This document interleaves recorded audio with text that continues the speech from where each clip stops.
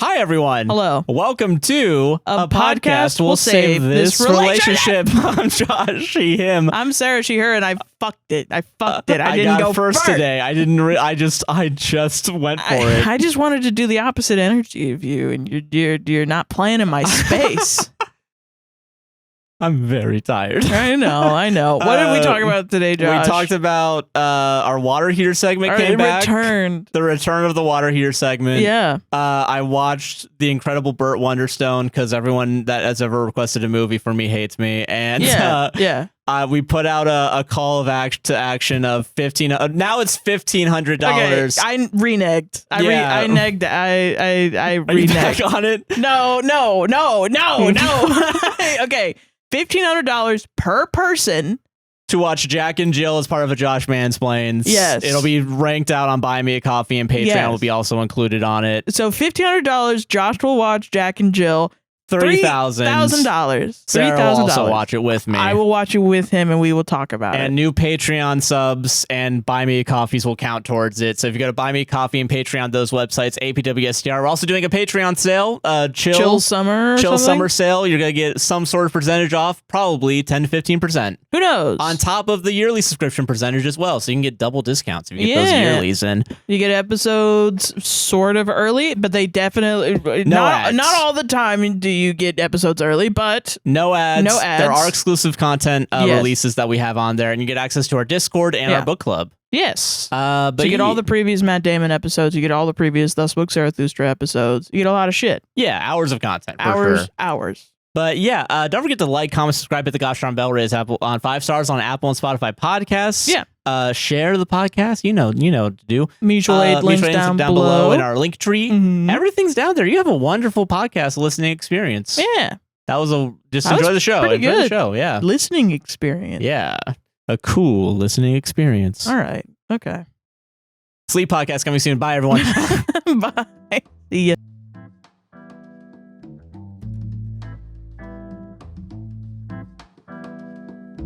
How you doing, Sarah? I'm doing good. How you doing, Josh? I'm doing good too. Good chilling. Good times. Recovered from being sick. Yes. Yeah. I'm happy for you. Hell yeah. Yeah. I'm chilling, man. Yeah. I'm excited to do Reddit today. Yeah. And that's the only part of the podcast today I'm excited for. Good, because I didn't fucking prepare anything. I didn't fucking do shit, man. I'm having a chill summer, man. All right, chill summer. You know what? Yeah. Chilling out. Minimum quiet quitting the podcast. We were talking about doing a Patreon sale. So do you want to call it Chill Summer? The Chill Summer sale? The Chill Summer sale? Use code CHILL for blank percent off, whatever we decide 10 minutes from now. Yeah, sure. Yeah, no, that sounds good. Hell yeah. I'm excited, man. I'm excited for, what is it? I will say, I do have what am I thinking?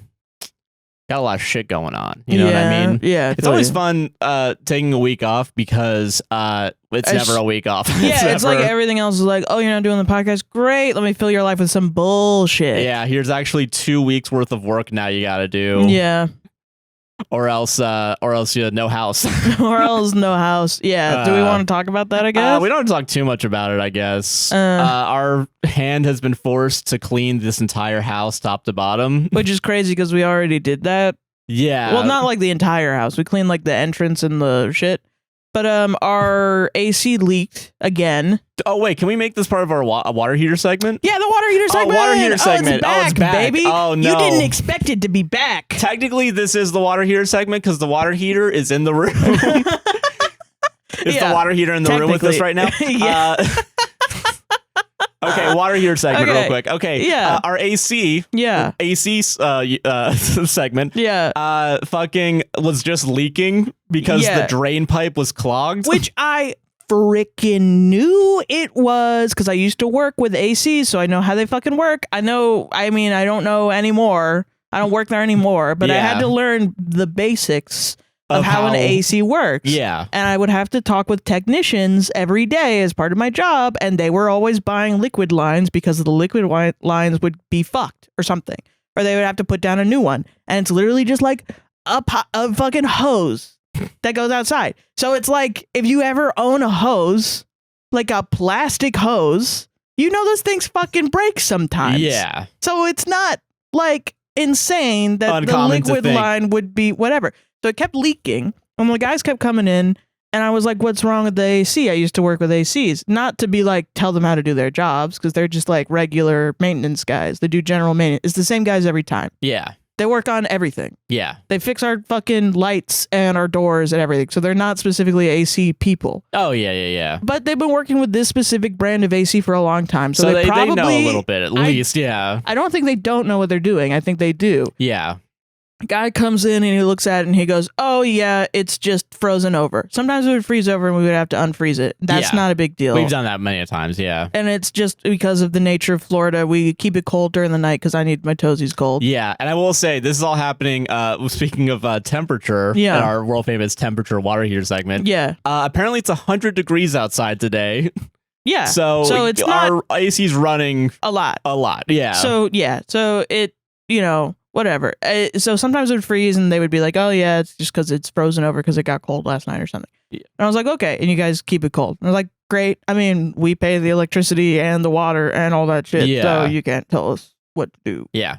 With their AC. But so then they would they started putting these weird tablets down the dang liquid line. That's supposed to unclog something. Yeah. I don't know. And I asked him specifically, like, is that something we can do ourselves? Because you just come in and do it in 2 seconds and then you leave. Yeah. And it fixes it. So is that what we have to do? And he was like, no, you just call us every time it leaks and we'll come in and we'll do it. Yeah. And I was like, okay. It felt like I didn't say this, but it felt like a Band-Aid slap on a bigger problem. No, yeah, that's what it's 100% what it feels like. Because once again, I worked with AC. We were not selling tablets to AC technicians. They were not doing that. Maybe that's something like a over-the-counter fix for like general maintenance people. But it has been happening for like 2 years. Yeah. And this time we call it in. The leak was really bad. Like, it was inside the bathroom that's right next to the water heater. Which is AC. Where we have our cat litter box. Yes. And so they come in, they fix the thing, and they come out. They don't say shit to us in person. Yeah. They leave, and they realize, like, oh, it's something to deal with the liquid line outside. Yeah. And there's, like, soil got into it somehow. How? That doesn't make... I was like, okay... I mean, finally, so maybe something will get fucking done about this. So they finally did it, and then they go in, and then we were supposed to renew the lease, and they sent us a letter that was like, pay this much, and we'll think about renewing your lease. So we pay that, and we call them, and they're like, well, maintenance, this is exactly how she said it. Maintenance was in your apartment fixing a broken pipe or whatever. Great start. Cool. Great start. So it was so cool. Whatever. You got a broken pipe, whatever. But they said it smelled like cats really bad. And it's like, yeah, bitch.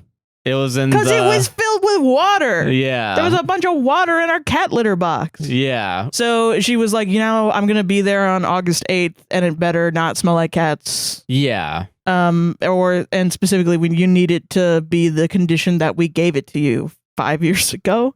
Which is crazy. It's a wild ask, yeah. Because we're entitled to normal wear and tear. I will say, if there is a cat smell, it is like, I get it. I understand, and we are going to fix it. And I do not want to damage this apartment. No, not at all, yeah. But now it's like we have to deep clean our entire apartment. Just to make sure that it's like... by August 8th. Yeah. Yeah. So my weekends are filled for the next couple days. Yeah. But no, yeah. So that's fun to have that drop on your week off. At least it was during the week off where like we got that. It was technically our weekend anyway. So it was like, I'm not working on anything today. I'll do a little bit of the office. Yeah. And it did feel better knowing that like we have a lot of the tools that we need. We're going to get people in to like deodorize the like carpet and that stuff too. Yeah. If there's cat smell in there and stuff. And I'm washing the walls because like it was mentioned multiple times, like go and get in the wall. So I'm like, all right, fucking I'll wash the goddamn wall. Yeah. Everyone that is like, no, yeah, cat smells really bad. Like that has dealt with a bad cat smell or their landlord complaining about the cat smell. Yeah. They've all at least given out like to-do list, basically. Things to do, yeah. So I'm not worried about it, and I think especially if we were to leave, I don't want to leave behind a cat smell. No, not at all. You know, for the next apartment people. I really did not think it was that. I think we had gone nose blind, probably. Probably, yeah. But we're getting new cat litter boxes and like filters and stuff. Yeah, which we got today, which is nice. Yeah, and we're gonna get people to come in with the enzymes that break down the odor. Yeah.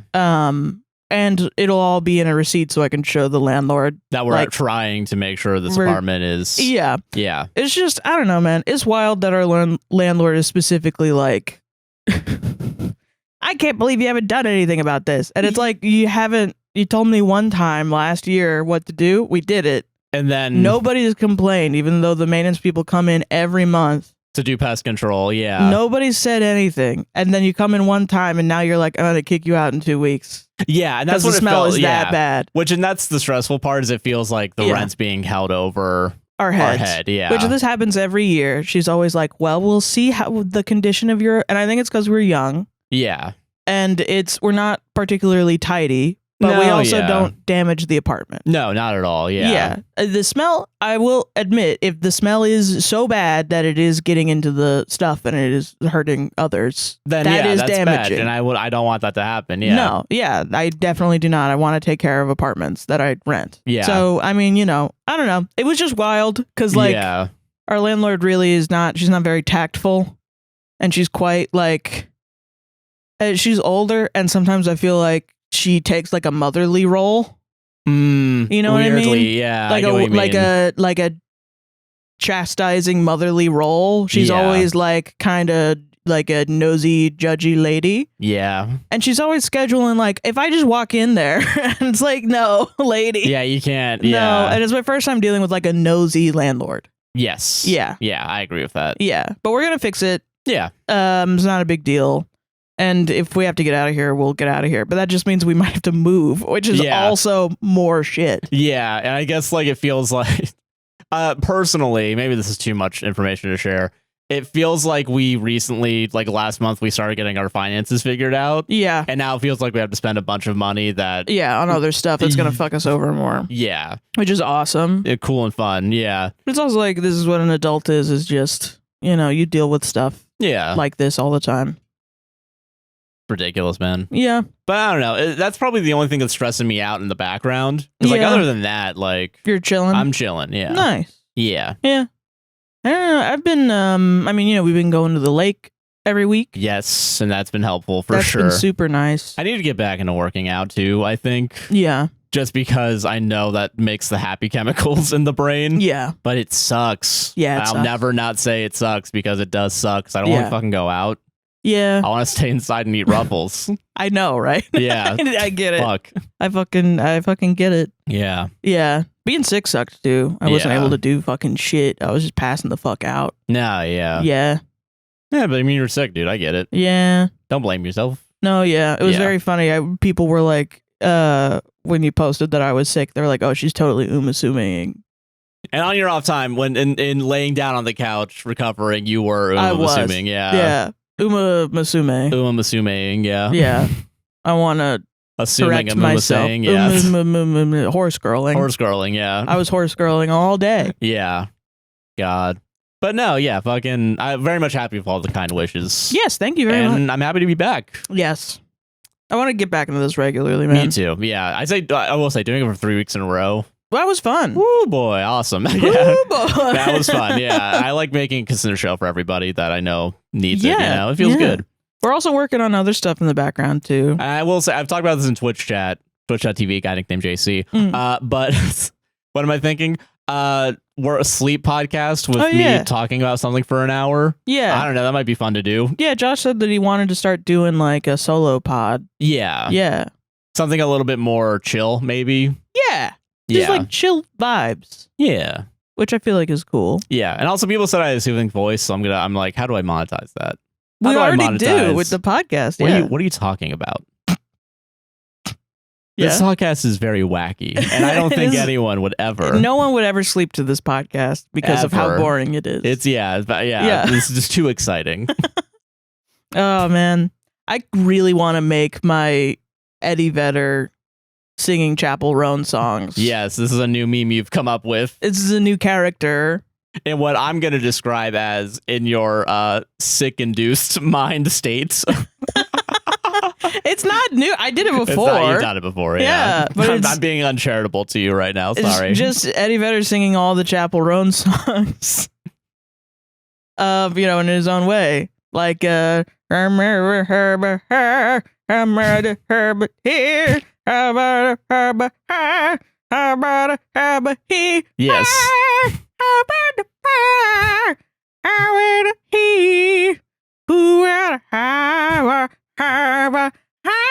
Just that? Yes, yeah. But like really well produced and good? Yeah. Well, not good, but produced, you know? Yeah, I feel you. I think that's great. That's I think it could April be Fool's the next, prank. like, Nathan. You know what I mean? Oh, yeah, from Superman. Yeah, I get what you mean. Yeah. I fuck with it. This is Eddie Vedder, my impression of Eddie Vedder singing various songs. Dude, fucking spend it, like, having to, like, spend money on a cleaner, but instead, like, getting money and just going to a studio. No, Josh, this is gonna. This is gonna be so good. You're dude. fucking Connor O'Malley in that one. I think you should leave sketch. I was gonna say I think you should leave. Yeah, that sounds like I think you should leave sketch. I think that would be great. I think it would be good, man. I think it's a funny idea for like an April Fool's prank. I think. Yeah. Yeah, I fuck with that. Someday it'll come out. I think. Someday, yeah. Yeah. But okay. Let's make this a sub 3 hour long podcast. Yeah. Right now. I think. Josh Mansplains Incredible Burt Wonderstone. All right. It's bad. All right, we can go to ads now, or let's bring it on. Let's go to ads. No, I gotta make content up. So I don't need to know the plot of it. You can tell me just why it's bad. Okay. First of all, trivia. Mm-hmm. You know Sweets from Bones? Oh, does he get shot in this one too? No, he shot his own foot by writing the script. No, Sweets from Bones. Here's a wild rabbit hole I went down. Okay. Because this movie's fucking crazy, not in a good way. Yeah. But okay, so Sweets from Bones, and he has a writing partner. Let's call him some other asshole. Some other asshole and him. I'm blaming him mostly because I love Sweets from Bones. Well, here's the weird part. Yeah. I don't think they're bad at their jobs. Okay. Here's the weird. Okay, because they wrote apparently a Game Night, which is a comedy movie, and apparently that one's well received. I haven't watched it. I know people like the newest Dungeons and Dragons movie with Chris Pine. Apparently they wrote and directed it. Oh. So they have talent. Great. However, apparently this, before Now You See Me even came out, because this is, here's why I watched this. Twitch chat was like, hey, in preparations of Now You See Me 2 or 3, you should watch for Wonderstone and remind me of how bad it is. Is it bad as I remember? And the answer is yes. Okay. So in 2006, some other asshole that isn't Sweets or other asshole 1, asshole 2 writes a script about magicians. Okay. 2006. Goes through about 15 rewrites from like 7 different people, including the writing duo, Sweets, and some other asshole number 1. Okay. And somehow gets made for some reason, probably because of Now You See Me. He just had a fire in his heart. You can't be mad at him for that. I can't be mad at the original writer or whatever, right? For having an idea. 16 rewrites from 20 different people. Yeah. How many years do you know? From 2006 probably to about 2011, 2012, I think. That you believe in yourself, 5 man. and 6 years, yeah. God bless you. And I think that's probably the core issue with this movie is that I've there's given a bunch up of rewrites. Projects I started 3 months ago. Yeah, same. You know? So damn, the dedication really was here. Yeah. But it was fucked over, I think. Because here's my biggest problem with the movie. Yeah. I think this movie would have been better if it went a more surreal route. Yeah. It doesn't, though. Okay. It really wants to stay in reality. And there's like maybe 3 laughs in the movie I have. Yeah. And it's all the surreal moments. And I'm going to say them now before we talk about plot. He's a magician. That's the plot. That's the plot. Okay. First one, like Steve Carell like gets fired from his casino and he's like going through the like wanted pages or whatever. And it's a one shot and it's actually funny. I like it. He's like going to like a casino. He names it. He gets out of the taxi cab. He starts walking towards the casino. Casino fucking implodes on itself. Like it explodes? Explodes, yeah, because it's under destruction. And without saying anything, he just walks back to the cab. Oh, that's funny. That is a funny shot. That was actually a good shot. And it plays to Steve Carell's strength of being like sad. Yeah, or like, okay. Like a pitiable man. Yeah. Yeah, and the movie doesn't really give him the pitiable role because he's an asshole the entire time up until like 5 minutes before the climax. Which is like, I think that's, you know, if you want to say like, well, Michael Scott was an asshole and he did that really well. And it's like, yeah, but Michael Scott was an asshole. And the reason that he was funny was because he was like miserable. Yes. He was like a wacky, horrible, like stick your foot in your mouth kind of guy. But he was also just like a deeply sad person. Yeah. Who doesn't understand why no one wants to be around him. But this one is like a Steve Carell asshole where like he's a misogynist, like he like is very openly like just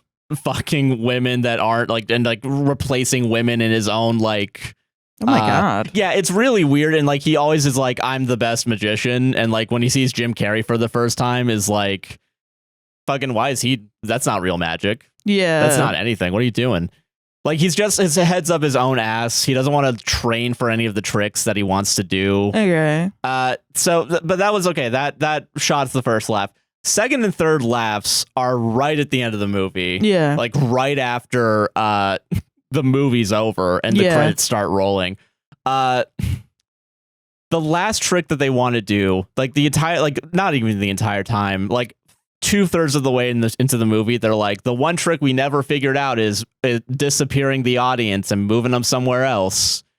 And they're able to do that by straight up knocking out the audience with a gas. Okay, that's fine. And just moving everybody. And the scene just shows them like tagging everybody with like their seat number and like, horrible. Yeah, no, it's really horrible. Yeah. Like, this is the surreal part that I wanted to see more of, I guess, because it's the only thing that's funny. That's because really like dumb. Because like they're literally throwing people like duffel bags into a truck. Oh my God. What the And fuck? like afterwards too, like they show a guy that's like bruised on his head, and then I think Olivia Wilde shows up and just puts foundation and like makeup to like hide the fact that they just hurt a bunch of people by knocking them out. It's so wacky and a little bit dark. Yeah. It's pretty dark. I mean, now in their current context of gassing a bunch of people and putting them in duffel bags, not awesome. Not awesome. Not awesome. Not awesome, but if you divorce it from that context, it is wacky and funny. Yes. And but it's not wacky and funny to do that in general. In real life, We're not endorsing any of the things. Of course not. Of course not. Yeah. And I guess that's why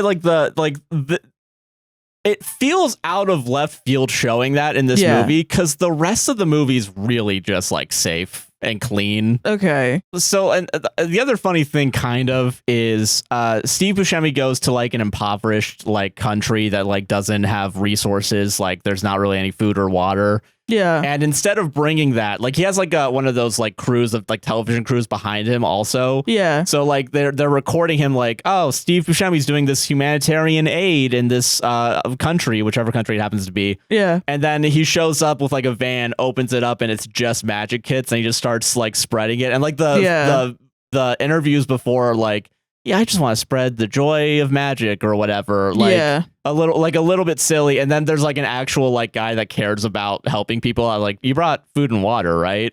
Yeah. And the Steve Buscemi's like, no, I just brought magic. There you go. It's just the magic kit for you kids. Yeah. And by itself, I think it would have been funnier thinking back on it. But the movie references it again, like makes references to it like 3 or 4 times. Yeah, that sucks. And it's annoying when it happens because like Steve Carell's like, oh, why did it not work? And Steve Buscemi's like, apparently they wanted food and water. Yeah. And they just keep referencing it over and over and over again. Yeah. And that really diminishes that joke specifically, that gag. But I guess that's what I mean by like the more surreal, like the more surreal, like heightened moments. Maybe? Heightened moments, yeah. Like of like actions of we're gonna go to a different country and help them, but instead like this is a joke. It's like, a joke. We're making a joke. We're trying to make a joke, but not really embracing it or really like acknowledging that you're doing a joke, I guess. I don't know how to describe it. Yeah, I mean, it's just a joke, is what it is. And it's like, I guess, it's like when the movie like actually takes a stand, I guess, on things. Not like a moral stand or something, but it's just like of what you want to do, like, I guess, like it's some sort of like, look at how shitty the shit is, or this is not based in reality. Isn't that wacky? And this is, but it doesn't really go into the like wacky, like, it's too based in reality to the point where it's not really funny and it's just kind of sad. Yes. Yeah. Yeah, pretty much. Yeah. And like, okay, so real quick plot, it doesn't matter, but like the first 10 minutes of this movie is just setting up Steve Carell and Steve Buscemi as teenagers and like being bullied and like wanting to like, and Steve Carell finds magic and then shares it with Steve Buscemi's character. And the only reason why this scene's in this movie is to set up Alan Arkin's character as like the person who got Steve Carell into magic or whatever. And then it's like they do their Vegas show. Steve Carell's an asshole. Like he's like, okay, we gotta talk. Okay, okay? So real quick, this is what I'm gleaning off of it. This is my prediction and my dots I'm connecting. Is Steve Carell a guy that got into magic because he wanted to be famous and cool? And then Steve Buscemi is a guy that got into magic because he likes magic. That's basically their dynamic. Right. And it's the Criss Angel guy comes forth, and because when Criss Angel came on the scene in real life, people were like, that's not even fucking magic. That's just like illusions, which is not real magic. And then there was a big backlash to that, while also people were like, but he's hot and he has washboard abs and I really like him. Yes. And I'm sure a lot of industry standard people responded to Criss Angel by being like, fuck this asshole. Yes. And Criss Angel also came around at the same time as like a Dane Cook vibe, Yeah. So I wonder, is this just like who were the assholes before Criss Angel in the magic sphere that looked at Criss Angel and was like, fuck, this guy's gonna ruin our spot. Pretty much. Let me make a thing about that, and then you get into the nitty gritty, and it's just a it got lost somewhere. Vibe. Yeah, it got lost in the sauce really quickly. But it just sounds hateful, like the entirety of it. Like even the funny moments, there's always a twinge of why they're punching down a little bit. Kind of, yeah. Because like when I talk about that scene at the end, it would have been funnier in like a It's Always Sunny fashion, where like that they're making fun of themselves. Yes, and it's like I can see that they were probably making fun of themselves, quote unquote. But in reality, it still came off more like there's a lot of parallels that you can get lost in. I think, yes, especially looking back on it now. Yeah, this movie came out 12 years ago, so not even that long ago. Yeah, and you're pretty much right about that. And like Steve Carell is like his arc is supposed to be going from asshole who only uses magic now to get laid or whatever, and have the fame and fortune and be loved by everybody. Yeah, and the fall from grace from that, and then rising up and learning to love magic itself again. Which is like, okay, my problem with that is it's a very common comedy joke thing for comedians. Yeah. That are like, they think it's funny to be like, oh man, I'm sick of all the money and all the women and all the drugs. I just want to get back to the art, man. And that's funny, but it's not relatable because your audience isn't a comedian. Yeah. So, and then, there was like a backlash against like quote unquote relatable comedy, which is, I think, having a resurgence, because the same people that were like, man, making those like, I'm so hot and sexy, but I'm also a schlub. I get to be a schlub because I'm a comedian. This is the best job in the world. Yeah. Those guys are now, when people are asking them to not be hateful and to do a better job at their job, they're responding with, man, I can't even make jokes anymore. And so like, I hate those types of guys. Yeah. Regardless of how you look or what you do or whatever. Yeah. I hate you more if you voted for Trump in general. Yeah. Like I hate you a lot if you do that, but I'll probably get a DM about that later. I don't give a shit. But fucking you know, those types of people I hate. But also if you're not funny, and also if you're just even if you didn't, if you're a Democrat and you think that, I don't like you because you're a comedian. Do your job, you know? Yeah. Like, I get that. you know, Anthony Jeselnik, it's like, you should want to do your job better. Yeah. If people are asking you to do your job better, you should want to do your job better. It doesn't make it if impossible. You actually cared about your job, yeah. Yeah. And that's Anthony Jeselnik saying that, dude. Yeah. Yeah. So it's like people that were dipping into edgy stuff because it was easy to them. Yeah. And it's almost a insult as somebody that likes comedy and wants to make people laugh because it's like you don't actually like it. Like, I can tell that you're not actually having fun doing it. Yeah. And that's more of a crime doing it than you earnestly doing it, accidentally offending somebody, and then changing. You know what I mean? Yeah, I understand what you mean. Yeah. Yeah. Yeah. I get what you mean. That's more of an insult to the art form itself, which is wild because when I look back at Criss Angel, I don't know anything about Criss Angel, the person. No, I don't know anything either. Yeah. But even when I look back at like Dane Cook, and I barely know anything about Dane Cook, the person, other than like, I think he's dating like a 20-year-old really young. now, Yeah. which he's a dick. He's an asshole. But when he came out and people were dunking on him so much, it was like, but people like him. You can't argue with the audience liking him. And it was the same thing for Criss Angel. And that's, it was a bit mean-spirited because people were just kind of upset that they had eyes on him, you know? Yeah. And that it was what some people believed is not good enough content because it's not what you like or what you peddle. Yeah. It's more of a upset that the tides are turning to something else.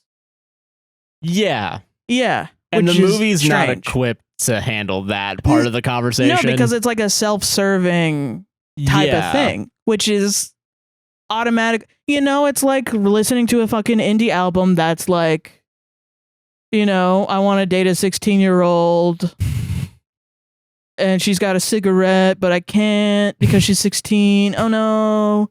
Or like watching a movie about a white guy that like gets divorced and then figures out not to kill himself. Like, it's like, okay, great. Yeah. I'm not a white dude. There's a lot of people that aren't white dudes. Why do I have to watch? Why is every movie about some fucking white dude getting a divorce? It's not interesting anymore. Yeah. Every white dude gets a divorce. At some point, y'all got to look at yourselves. Shit.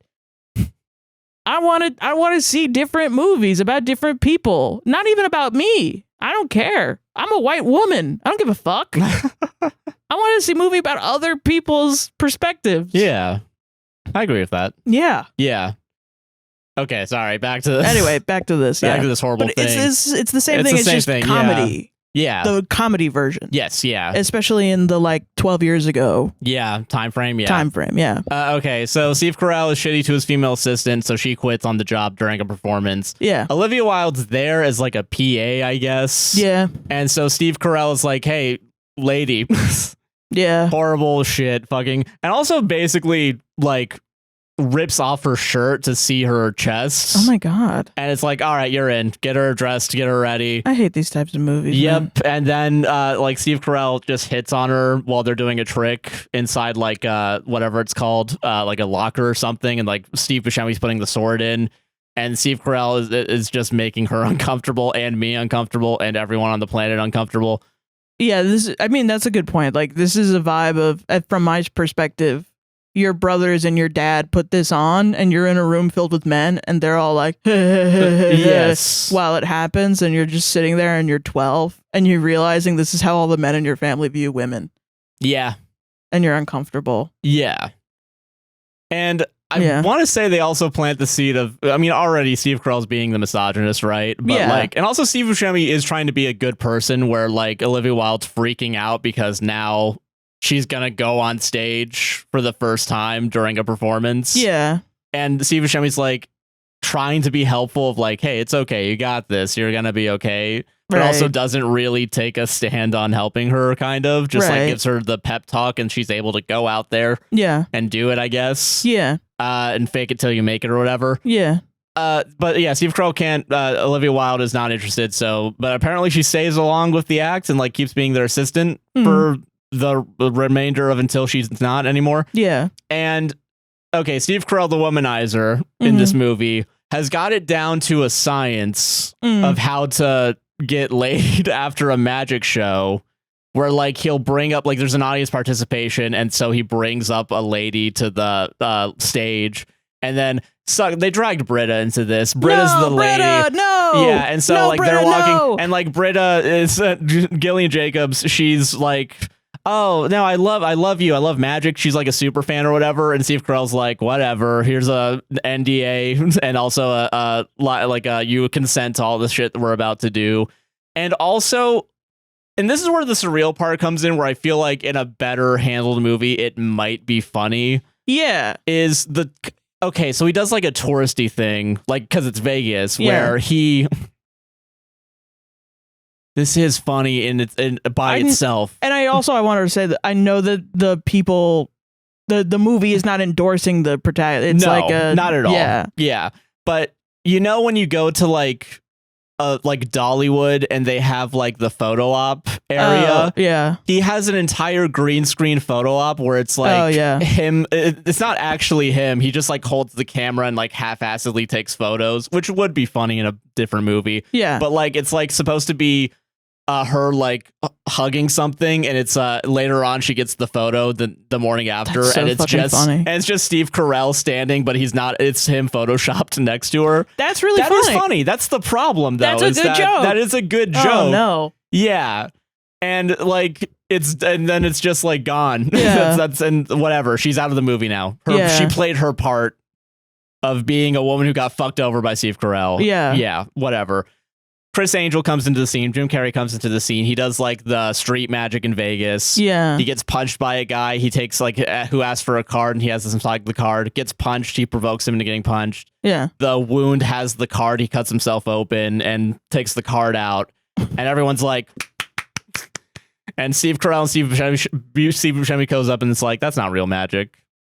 Right. And that's gonna be and the joke is that it is essentially. Which for him is that he literally is a magic man. And this is the thing now too, is like, which is funny. Yeah. To me. This is basically the only magic trick Jim Carrey does. Oh. Because the rest of it's basically just endurance tests. Oh. And like the way because at some point, like Steve Carell, I think after getting kicked out of his like job, because James Gandolfini is also dragged into this. Damn. And he's like the scummy like owner of the casino who, in a better movie, this would be that funny. Would work. Yeah. But he also just doesn't know the name of his own son. But the only reason why he keeps the magicians around is because his son likes them. I don't know how to describe these jokes as being like hack jokes. Other than just calling them hack jokes. Well, okay. The reason why I would call them hack is because they're lazy boilerplate. Yeah, like I mean, but that's not like a description. That's just that's more words. You know what I mean? But it's like I've heard, I don't know where I can pinpoint my examples from. But I feel like that's like you go into Improv 101 and someone has to play a sleazy guy. And maybe his first wacky out there joke is that he doesn't know the name of his own son. Yeah. Maybe what we mean by hack is like, it's like whatever your hanging first fruit thought would be. Yeah, that they did that instead of actually think more about it. Longer, or if they're gonna go with their first thought, how do you change it? Yeah, they don't develop it at all. It's just that. And this joke is just throughout, like he just doesn't know the name. Like at some point, he has a birthday party for the kid, and Steve Carell's supposed to do the magic for it. Yeah, and like even then, like James Gandolfini doesn't know the name, and it's like whatever. You know, that's the same joke. It's the same joke, and they keep changed. It's like into the ground. You know, I'm thinking about like SNL, where it's what's the name of the bridesmaid at your wedding? What's that name? Yeah. Yeah, what's that name? That was fantastic because they were doing twists on that joke of a guy being such an asshole that he doesn't remember the names of his friends, important but can remember people in his life. Yeah. Yeah, but can remember Yeah. What's that name? Olivia Wilde, whatever. Yeah, like a celebrity. Yeah. $5 to you. $5 to you. And it's well acted. It's well acted out. It's got great tone and shit. And then, but they also like the amount of ways that they turn it on its head is also part of the joke. Like they continuously, until they get to the point where they bring out a baby and is like, or something what's like that, the name of, this is your girlfriend in 20 years or something. Oh, that was a different one. That was a different one? That's Okay, the Tina Fey one. I remember that one. Yeah. Which is great. That it's a great joke, man. Yeah. But it's stuff like that. It's like that's the way that you capitalize on a premise of a joke if you want a running gag. Yeah. And what's crazy too is 12 years ago was like Arrested Development time. That before then was Arrested Development time. This was Arrested Development. Is off Netflix. Air. Oh shit. Yeah. So like you've already seen the master class in like a running joke. Gag. Yeah. But nah. Also, The Office had running gags, and they were really fucking good. And they were more visual and slapsticky than I would say in Arrested Development. Yeah. But, you know, and you have the guy that was there. Like, how could you fuck up a running gag that bad? That's wild. Yeah. Oh my God. Yeah, get ready. Yeah. Jesus. Okay, as Jim Carrey, he only does endurance tests, basically. Like... And I feel like in a better movie, some of these would be funnier. I think there's one that is kind of funny where it's like he's just going to lay on a bed of hot coals and sleep on it for like 3 days straight or some shit like that. Yeah, but it's too realistic. A little bit. But then like when he pretends to like sleep, right, doing the breathing in, he'll breathe in and then just scream because he's in pain because he's actually doing it. It's disturbing. Yeah, it's more disturbing in some of these. And there's like one where it's like, oh, he has to hold in his piss, and that's like a commercial one, so it's not even one of like the like it's just like a offshoot of like like in the trailer for his act where it's like he held his piss in for 72 hours. I feel like he should be doing like literally Jesus things.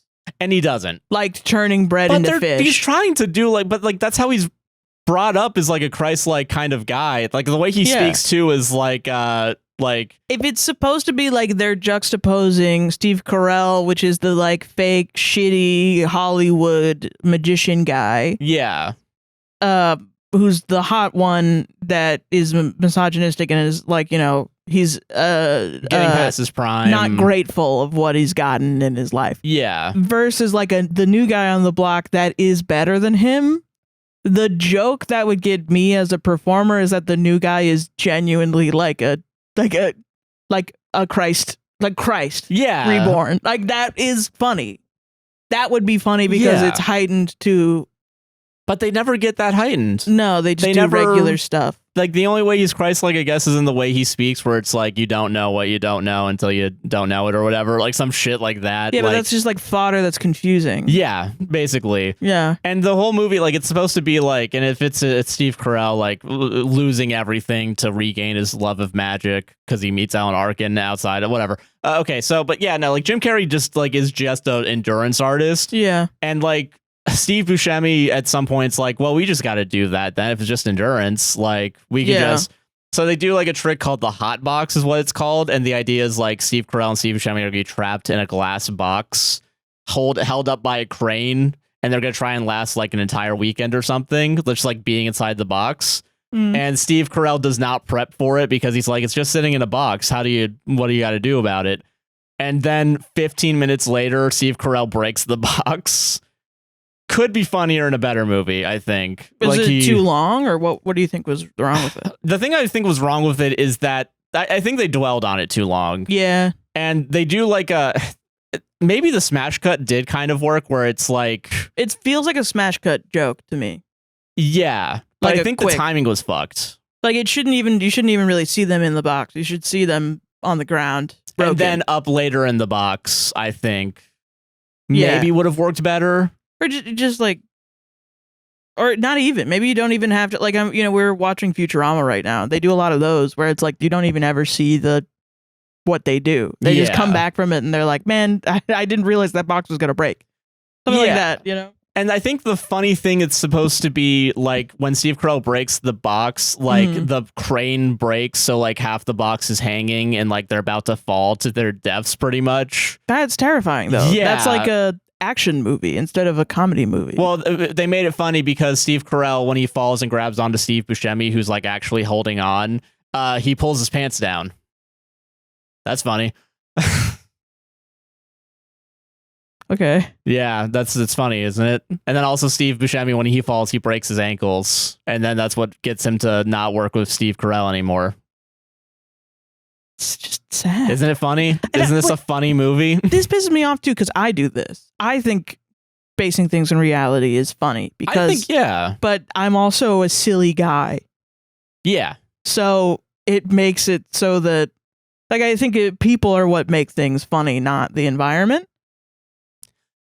Yes. Okay. I want to give a comparison to this joke that we were talking about where okay, do you remember the episode of It's Always Sunny where they go to like the Chuck E. Cheese equivalent? Yes. And right at the end they're like, "Oh, wait, hold on. Let's actually do it how we used to do it as kids." And then it's just the title card 30 minutes later and there's just ambulances and shit outside. Yeah, that's what it should be. That's what it should have been. That's exactly That's actually what it should have been, as opposed to dwelling on the idea of them actually like doing showing it. the action of it, which is like it's kind of a shitty, like, you know, when they say show don't tell, right? Yes. That's not always the case, especially if you're writing comedy. Sometimes you are showing because you gotta it's show like just enough. Yeah.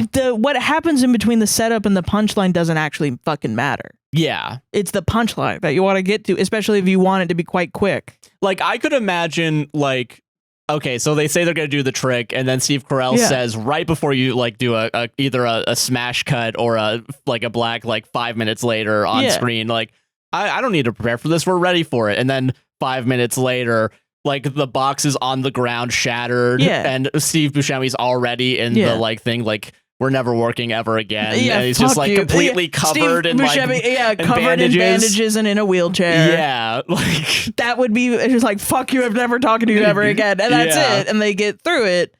That would have been funny. Yeah, and it would have gone down a more surreal route. Yes, which I would have appreciated more. It also could have been like a callback to him walking out of the taxi cab, seeing the thing explode. No, and that leaving. happens afterwards. Oh, that happens afterwards? Yeah, because afterwards is when Gandolfini's like, "You're not working my casino. You're done."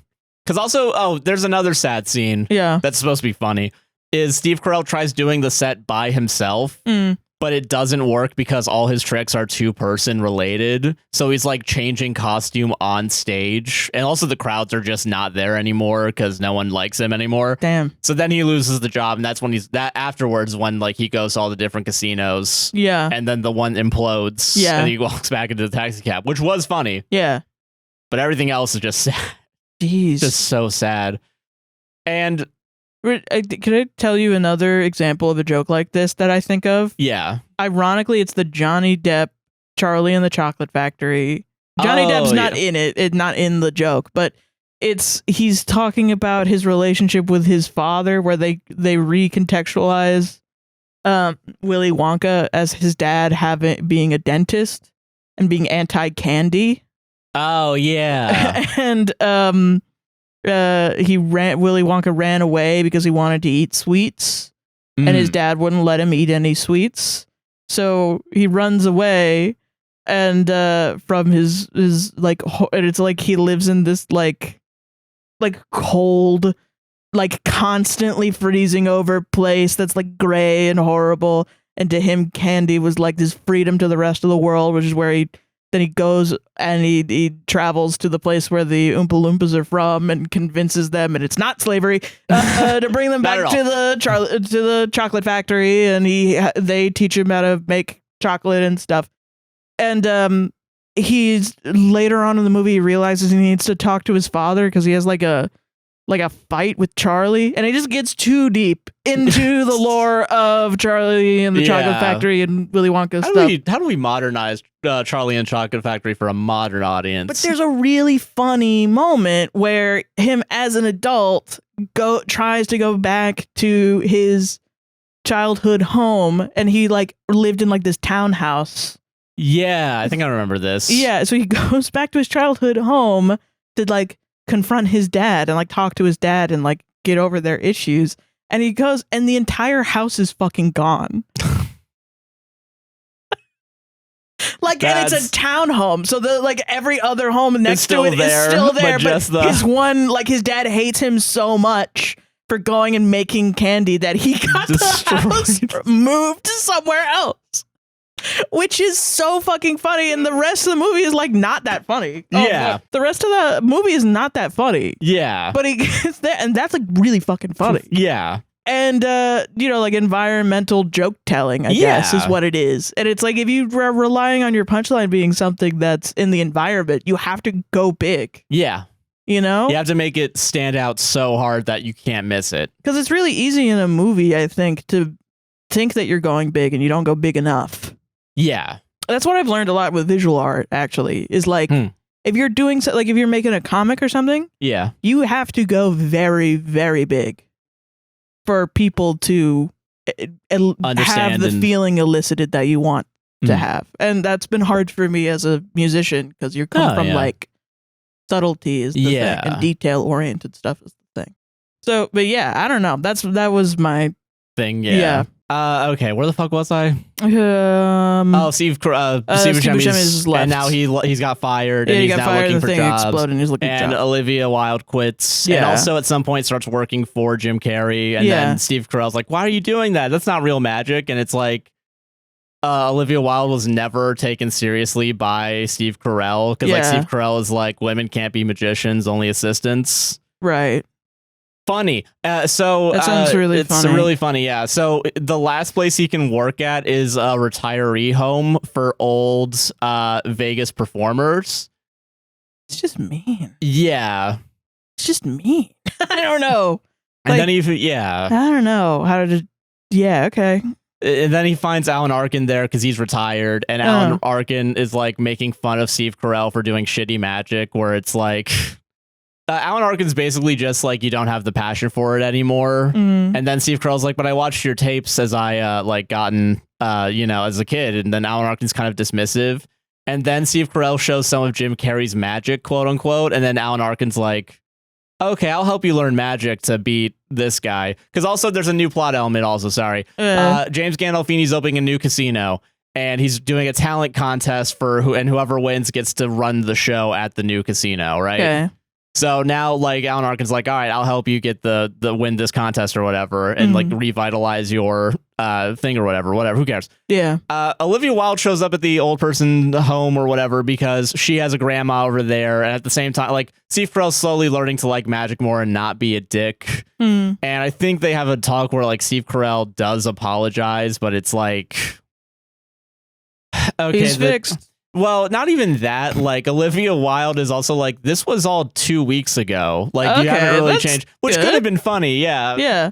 But like, they don't, but like, they either, I don't know if they dwell on it or like something else happens right afterwards. So you don't have a chance to like take it in. Yeah. Because timing is so important in comedy. Yeah. And it just kind of feels like when the movie wants to try and get exposition out and dialogue, it just wants to get it out. Yeah. And then it seems like maybe one of the rewrites, someone put a joke in there, which is like something I've learned through watching like some of my favorite comedic shows and pieces of media is the exposition is like some of my favorite jokes are from the exposition. Yeah. Like I've watched like if you ever watch like Bath Boys comedy on YouTube, a lot of their exposition has nothing to do with what the video is joking about, like what the skit is about. Yeah. The exposition is completely separate. Like the title of the video would be like sexy house plants or something.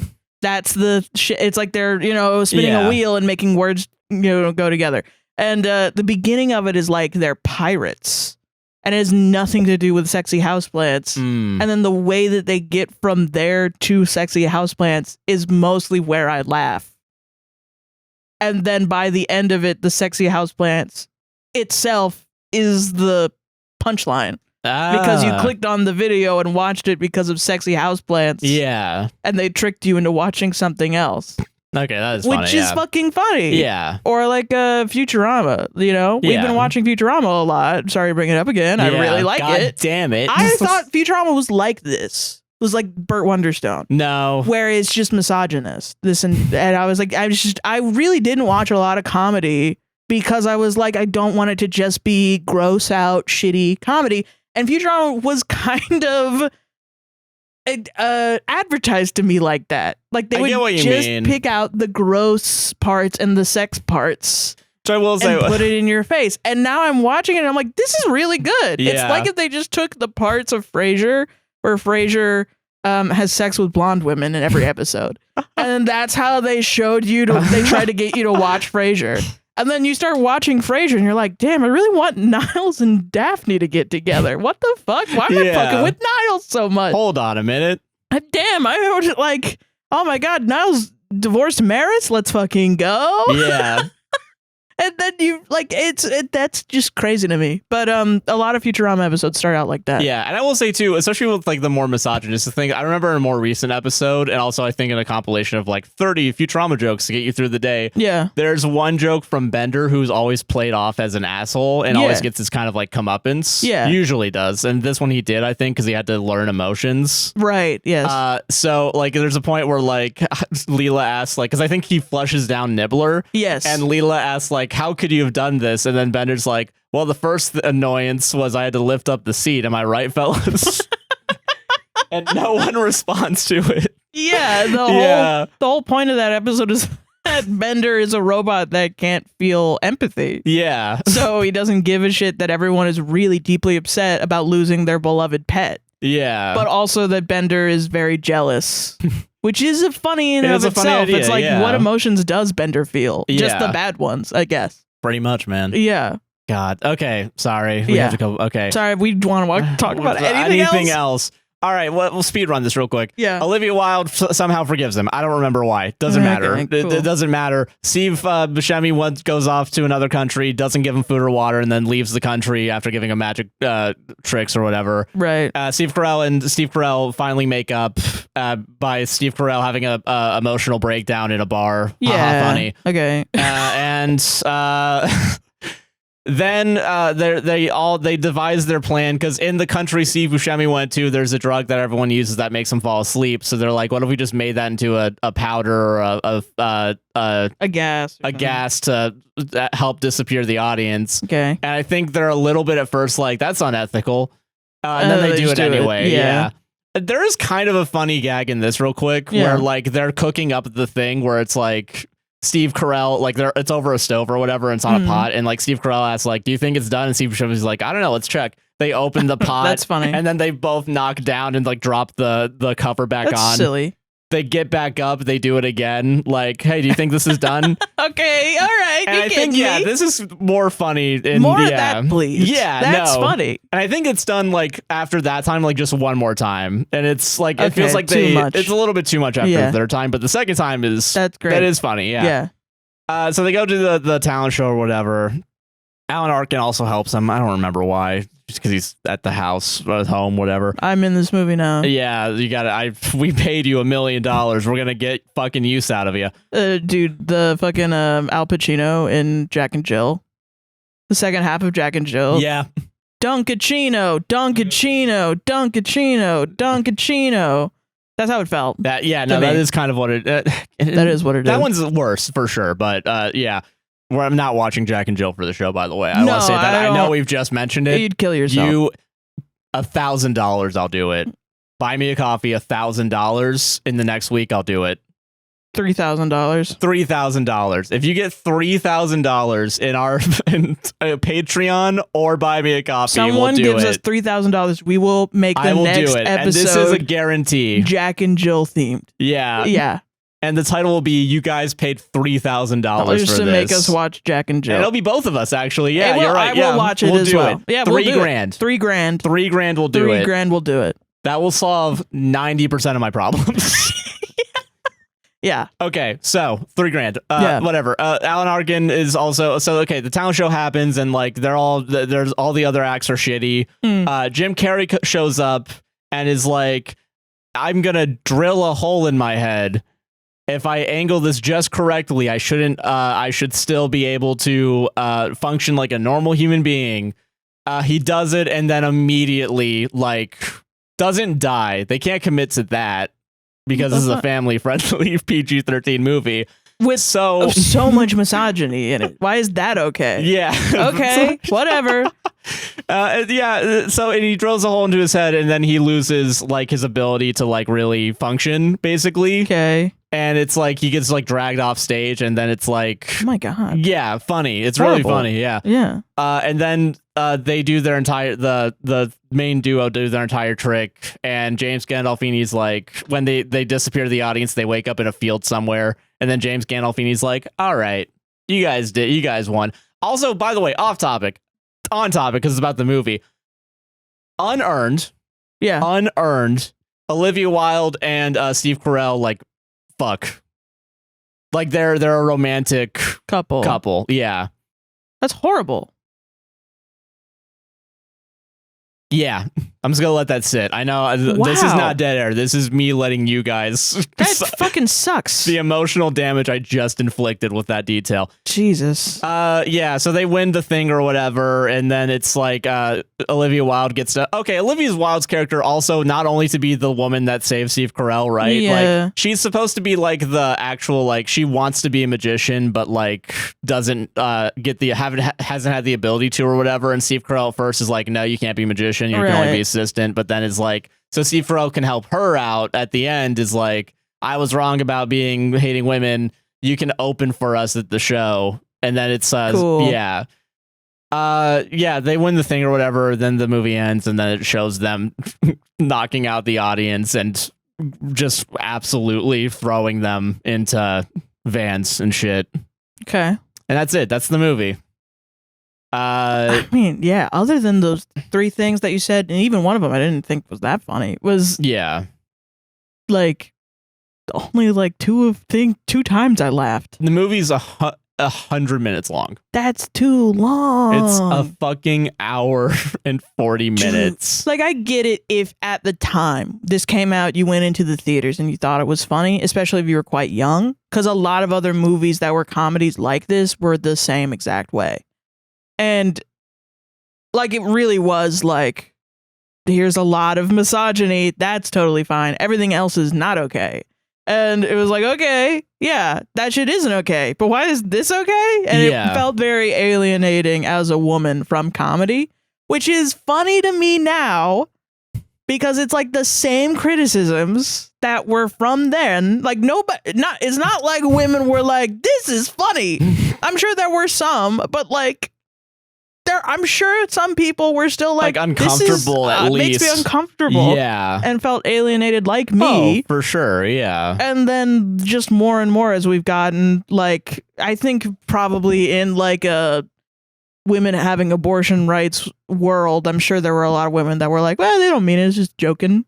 Yeah. And now you look at it in this context where, I mean, the reason that it's harder to joke about this is that sometimes people aren't joking. Yeah, and this is the thing too, is like this. There's a Somewhere News video about like why conservatives aren't funny, quote unquote. Which in reality, there are funny conservatives. Like I think Adam Sandler, like hit or miss sometimes. He is conservative, but he has made funny things before. He can be funny. Yeah. Kelsey Grammer apparently is also pretty conservative, but he's Frasier. That makes sense, yeah, to me. But also the Frasier reboot apparently wasn't great, but whatever. Yeah, that makes sense. Probably just because it's a fucking reboot as well. Yeah. But what am I thinking? The video's main kind of like one of the theses or like the explanations for why comedy changed so quickly is that in 2016 both Trump got elected and also the Louis C.K. like Me Too movement really started up. Yeah. Which that makes sense because it was a completely valid. Now you're recontextualizing comedians that are making misogynistic jokes and thinking, wait, are they being for real? And then rethinking 2015 and past, like relooking at stuff. It's absolutely valid and gives validity to it. So this backlash is like for people that were not aware or in these circles during this time. When you hear people say like, they're just too sensitive, blah, blah, blah, blah. No, they're valid. Everybody's valid to be quite upset at these types of jokes because it means something different now and it recontextualizes what it was in the moment. So like, I don't know if this is like a movie that you watched and you liked it and you have fond childhood memories of it and you're upset that we don't like it or something, that's fine. I think I'm gonna put a hard bet and probably say not really, because also fun fact about this movie, budget was 30 million, only made like 27 million. Well, back. yeah, so but I don't think. I mean, I saw Jack and Jill in theaters with someone who loved it. She also made me watch Rango and loved that movie too. It was okay. I don't remember shit from Rango. I don't remember Rango either. $4,000 we'll watch Rango. I'd do it for $1,500. $1,500? Okay, that's fair. Yeah, $1,500. I thought it was okay. It was $6,000. I'll do it. We'll pirate it so that Johnny Depp doesn't get any money. Which by pirate I mean we're gonna go on the high seas and go out on a boat and then come back and buy it legally and then yeah, that's what we mean. We're gonna watch it on a boat in the ocean. Yeah, exactly. Yeah. Arg. Can we move on? You want to go to ads? Yeah. Fucking sick of this show. This is one of the worst ones you've done. Honestly, this one's a solid 0. It's just like nonstop, and I'm just so sad that Sweets wrote it. Yeah, Sweets wrote it. That sucks. At least Sweets went on to gone other shit. Yeah. But it does seem like all the Sweets movies from that time are like not ideal. The funniest thing about this to me is that a guy dumped a bunch of misogyny onto like Celtics, Yeah. And then bust tables or something for long enough. 5 years. That was like, this misogynistic ass script is gonna get made. It's gonna make me famous. And then The Hangover came out and then he was like, now's my time. Now's my chance, man. Bryce. And he lost money on it. Yeah. That's God bless. the funniest part to me. I like when, Dude, 15 rewrites is crazy. That's fucking crazy from 7 different people. I want to believe also, like, maybe, like, the original script was good, but then, like, one of the writers was like, fucking girlfriend just cheated on me and just started talking. It was totally clean. This poor guy, I'm ragging on him. And it was so fucking funny. And they were like, no, fuck this. There's not enough women hating this. How do we get to show Olivia Wilde's tits right now? How do we do it? How do we get to it? I think the amount of times I've seen a movie where Olivia Wilde is for some reason naked in it. For no reason. For no goddamn reason, yeah. For no damn reason. Like I remember Cowboys vs. Aliens. I think she was in that. Oh, yeah. I think I know what you're talking about. Yeah. And the entire time she's wearing like a dress and she's got a little holster. Yeah, the corset, right? Yeah, the corset. She's naked for some reason at some point. I remember. Jesus. But it was just, I remember that only because it was like, why? Why are we doing this, man? Like, I'm attracted to women and Olivia Wilde's very attractive. But yeah, but a little bit of respect. Give a little bit, yeah. All right, ads. Fuck this. Solved it. Fuck this shit. Solved it. Welcome to the ad break. Me a cookie. Did you like this podcast? Yep. Then you better like, comment, subscribe, hit the gosh darn bell. I'm gonna keep going. Yeah, good. You better like, comment, subscribe, hit the gosh darn bell, rate us 5 stars on Apple and Spotify podcasts. Rate us. And also share. Fucking share the podcast. Oh, rate us on Spotify. Rate us on Spotify and Apple. I know you said that, but do it again. Do it again. Make sure. Guarantee that it double check. 5 stars only. Spotify's only, yeah. No, 5 stars only. 5 stars only, got it, yeah. Sorry, I was eating a cookie. Yeah, I can't understand. I did say that earlier. You did? I'm the asshole right now. Yeah. It's you. If you want to support the podcast financially and get us to that $3,000 Jack and Jill goal, there's a couple ways to do it. You have a week, by the way. This offer's only lasting a week. If it doesn't happen in a week, then we're not doing it. Yeah. Ever. So, if you... never going to happen. This is our one-time offer. Yeah. You can go over to buymeacoffee.com/APWSTR and you can just write a little nice note and give us some coffees. A nice little tip. Keeps things going. Yeah. We appreciate all the tips. We got a bunch of coffees because we took a week off. Yep. But we'll start off with Cheese Louise, any pronouns, who bought 3 coffees. Thank you, Cheese Louise. I will say also, Chelsea, he, him is also. Yeah, there you Chelsea, go. Thank you. Hey, y'all. Hello. Been listening for a few years now, off and on. I like to let my podcast episodes stack up in bulk watch. I'm currently bulking APWSTR, the strong arm emoji. Nice. I listen to you all in the mornings before work to kick off my day. You both bring a smile to my face and help me start on a positive note. I appreciate all you do, making people laugh, mutual aid support, etc. Hope this coffee brightens your day as just as you brighten mine. Spend wisely. Or not, it's yours now. The crazy face emoji, the one with the tongue sticking out. Oh, yeah. Yeah. I like that one. P.S. Would you rather have feet for hands or hands for feet? Hands for feet. Wow. That was very quick. Well, I saw this coffee earlier, and I You've been thinking about it? No, I thought about it for 10 seconds, probably about the same time. Oh, that's now. Yeah. So what was that diversion for, then, in our conversation? I'm sorry. To move on. Why do you want hands for feet? Because I don't want to have feet for hands. Feet for hands seems like that'd be more of an annoyance. But then you could run on all fours. I'm okay with not doing that. Does the feet for hands come with leg muscle on my arms? I don't know. That's or an is important it just detail. Feet? Because then also, does hands for feet mean that I lose the strength in my legs? And I get my regular arm strength?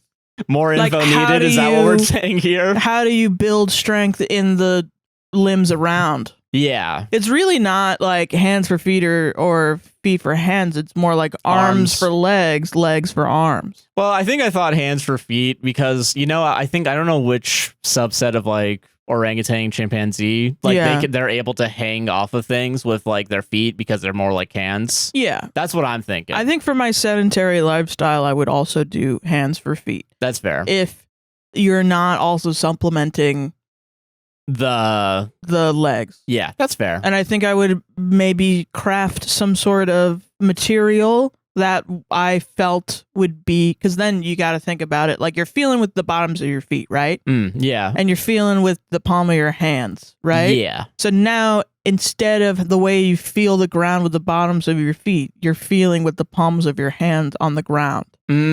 So yeah, okay. That's a bit different, right? I guess so. That's a bit of a sensory nightmare for me, I would say. Would be a con. Okay, all right, fair. So I would have to craft some sort of hand sock, a glove, in fact. Yeah, we actually have a name for them. That, you don't even need to craft it. You can buy your one. lower hand sock in some sort of material that I would feel comfortable putting all the weight of my body on. Okay, that's fair. There you go. Okay, nice. Thank you for coming to my TED Talk. Thank you, yeah. Yeah. Not to make this a TED Talk or anything, but yeah, thank you very much for that. Yeah, thank you. Victoria B bought a coffee. Thank you very much. Thank you. Hey, guys. Hi. I'm back. It's been a rough freaking half a year. You're telling me. I had complications with my IUD from my surgery that removed the cancer from my cervix. Oh. Through a bunch of appointments, I ended up in December showing up for surgery and being hooked up to an IV and everything, and they're like, your doctor is not here. What the fuck? Like, what the fuck? Yeah. Only that would happen to me, but I switched doctors and had the surgery and got a new birth control because IUD is no longer an option. Right. And then our housing situation was no longer safe for our kids and the landlord wouldn't fix it. So we were living with my parents till July 15th when we finally found a place to rent, which was a struggle because a lot of places I thought I didn't make enough money despite the fact I make 4 to 5 times the rent. That's real. Yeah. That's so real. It was wild, but things are looking up. My husband's going to go back to school this fall. Nice. I'm going to be teaching high school. Decided that the littles are not my thing, and we're moving to a new place. Oh, good. Love you guys. I'm so thankful for having you guys to be an escape during my crazy whirlwind of a life. Heart emojis. You're amazing. P.S. I would appreciate the plug. I'm on TikTok posting occasionally. Dorlita is Bepsis. DORLITA -IS BEPIS. Beepis. Okay, bye. Bye. Thank you very much for that. Sorry, that's a crazy fucking... You're so fucking real for that, though, because it feels like with us, it's been like a bunch of shit back to back. I'm glad the cancer's gone, though. It's been removed. I feel bad that the IUD caused complications. You had to go to surgery. And it's crazy that there was no doctor for you the first time around. That's wild. Yeah. That's insane. Be hooked up to an IV and feel like you can't fucking leave, and then also that costs money, and they're just like, wait. Yeah, just run up the money, I guess. Let's go. That's so fucked up, man. Yeah, I'm sorry about that. I'm glad you're doing better now. I'm glad you're doing better. I hope things look up for you and are good the rest of the year. Sometimes I feel like when we have bad luck, we tank it all right now, and then we'll get better afterwards. Yeah, I feel that. That's what I always think of to get through hard times. Yeah. Yeah. Thank you very much for that. Fox and Thigh High Socks bought 5 coffees. Thank you. Yeah, thank you. Heyo. Heyo. I'm hailing for Canada and wanted to let you know I love your podcast. Oh my gosh, thank you. I'm hailing from Canada and wanted to let you know I love your podcast. Sorry. No, it's okay. I just started watching slash listening, but I'm starting to feel like I'm just listening to voice notes from old friends I haven't seen in a while. No. I'm listening to your show from newest to oldest, so I'm up to date, but can also see your growth. Oh, thank you. I just recently moved from Manitoba from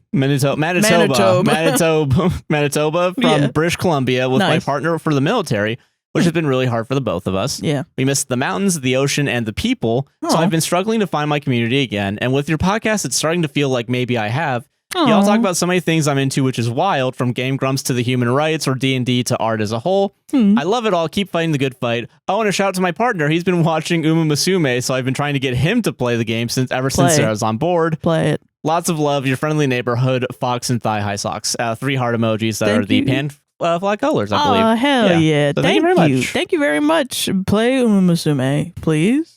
We have a club. Isn't it full right now? Well, people are leaving sometimes, and other people are coming in. So it's check to see if it's not full. If it's not full, you got a spot. Go in. I even have a friend that started playing recently. I can't even invite her in because the club's filled with people, and I really feel bad about kicking people out, even though they haven't logged in. And I'm wondering if Musume kicks them out if they don't log in after a while. I don't know. And I wonder if that's why they're leaving. But yeah. Because we're not even ranked yet, so I don't know why you would join and then immediately leave. Yeah. Otherwise. Unless you have like a better club you have, yeah. I get it. Don't worry. I'm not like, why are you leaving my club? Why? But it's fun. I say good morning in there every day. Yeah. And people send stuff, and we give each other tennis shoes whenever we can. It was good stuff. Hell yeah. Yeah. Thank you very much for those coffees. Yeah, thank you. Fate bought 3 coffees. Thank you very much. Thank you. Hello, Josh and Sarah. Hi. I wanted to come to you guys because you're so honest and sweet, so I must know, am I the asshole? All right, here we go. Here we go. This is what I thought would happen with this. I, 17 female, recently moved to a colder weather state to live with my father. I'm pretty much a plain Jane by high school standards, but I'm just trying to get through high school and fly under the radar. But it seems like I can't. Like, people are so attracted to my plainness, they're all coming out of the woodwork and are interested in me. I've literally had to shoot down so many boys wanting my attention because I'm just not interested. There's this one guy in school in particular, though, that I thought could care less. And with all of the men basically throwing themselves for me for no particular reason at all, I was immediately invested in the one guy who seemed like he didn't want me. He almost seemed repulsed by me. Super weird. Anyway, fast forward and suddenly we're getting along. Dude took a vacation and came back with like love glasses on or something. I don't know. He was under my plain Jane spell, I guess. Like, I'm not even joking. I almost got hit by a van and this dude stopped it with his bare hands. Schmedward, as we should call him, stopped a van with his bare hands. Fucking romantic, I know. Essentially, I wanted to get closer to him, but one day he brought me out to the woods to show up, and suddenly he removes his shirt, and it's like, bro dropped a 10-pound bucket of body glitter all over his body. Slash unjerk real quick, because I know this is obviously a joking post. Yeah. I love that every sentence is like a question. We read these beforehand. Yeah. And so you're not getting me. You're not getting me with it. But I will say it is funnier to have it be read out loud as opposed to... It is very funny. Yeah. Which, thank you for that. And I will give advice. Yeah. Yeah. Then he sits there and goes, well, Stella, I can't go into the sunlight because I'm too beautiful to do it. What? Who says that? That is weird. I played it off like it was no big deal, but honestly, I'm sitting at home now just thinking it over. Is this someone I actually want to surround myself by? Am I the asshole when he's been so nice up to this point? Also, I met another guy, and he can turn into a dog, so bonus points. I hope this got a chuckle out of everyone. I've been wanting to buy a few coffees for you, and since I ran to your TikToks, the podcast, and I've poked in Josh's Twitch stream or two. Nice. But life is hard, costs are high, and I definitely waited until I was in the right place to be able to afford it. Smiley face. That's real. I hope you guys keep doing what you're doing and never feel bad when you need to take a break or time off from the podcast. Yeah. But no, I, and I'm sure plenty others, can't wait for the next one on to be posted. Say awesome. Sincerely, Fate. Thank you. Yeah, thank you so much. That was very nice of you. Yeah. Good Good am I the asshole. All right, here's my advice. Yeah. All right. Focus on yourself, girl. Yeah, focus on yourself. Get the fuck out of there. Go to your dad, who's a cop. Get out of there. Yeah, I Go assume your out of dad's a there. cop. Yeah, yeah, you just gotta get out of there. No, yeah. we know your dad's a cop. We know who he is. He's a cop. Okay, yeah, you're right. Take him. Get the fuck out of there. Out of Spoons or whatever it's called. Spoons Schmoshington. Fucking get the fuck out of there. And it definitely do not talk to that dog boy. Yeah, don't talk to the dog one. At some point, you might think he's into you. He's not into you. He's into a little egg inside of your uterus. I'm not. I know you're not joking. Yeah. That is the case, and he will nickname your child after the Loch Ness monster. Yeah. Yeah. Thank you for that. Thank you, though. Hopefully that helps you. But also, are you Loca? Where you been, Loca? What the fuck? At where you been, Loca? What the hell? _Wobgong. Thank you for those coffees again. Thank you. At flamboyant_Wobgong bought 8 coffees. I hope I said that correctly. WOBBEGONG. And flamboyant. Wobgong. Yeah. Hey, y'all. Hello. I'm a huge fan of the show and proud Patreon supporter. Salute emoji. I wanted to send this message to plug my best friend's debut novel, The Good Vampire's Guide to Blood and Boyfriends, which is rolling out nationwide next month at all major retailers. Hell yeah. Sarah, I think you in particular would really enjoy it. It is, as the name suggests, a gay vampire rom-com focused on a main character in the midst of mental health recovery who unwittingly gets turned into a vampire. Always hardcore crushing on the cute librarian on campus, he also spending all his time learning about vampire culture and trying to adapt to his new lifestyle, with the added fun of mysterious murders and blood donation drives. The author, my best friend Jamie, is a queer autistic woman with a background in writing fanfiction and a love for monster fuckery. Let's go. I'm biased, of course, but I think it's going to be a big hit, and I'd love for you to read it when it releases next month. For sure. Anyway, love the pod. Keep up the awesome work. P.S. I love the D&D Circle Jerk readings. Please keep them coming. They are going to continue coming. That sucks, because I told Sarah right before, like, hey, we need to make sure we have real TikToks this week. Oh, yeah, you totally did that. I totally told you that. So D&D Circle Jerk is gone. Nope, I'm doing one this week. So I don't know what... You do actually have to communicate to me in our business. That is true. You're right. Yeah. YTA to me. Yeah. Final coffee comes from Camden. Camden? Camden. What is Camden? Camden. It's Camden. Matt Damon. Camden. Unless it is Camden. I don't know. Camden, CAMDEN. They them bought a coffee. Thank you very much. Thank you very much. Okay, so feel free to not share this if y'all don't want, but I just want to promote my Bessie's VTuber TTRPG group. No, let's go. Everyone involved is trans and autistic. Hell yeah. They're Trans XP TTRPG. That is TRANS XP TTRPG. Hell yeah. On Twitch, YouTube, Blue Sky, and Tumblr. Nice. My Bessie is Azure? AZURE? Azure?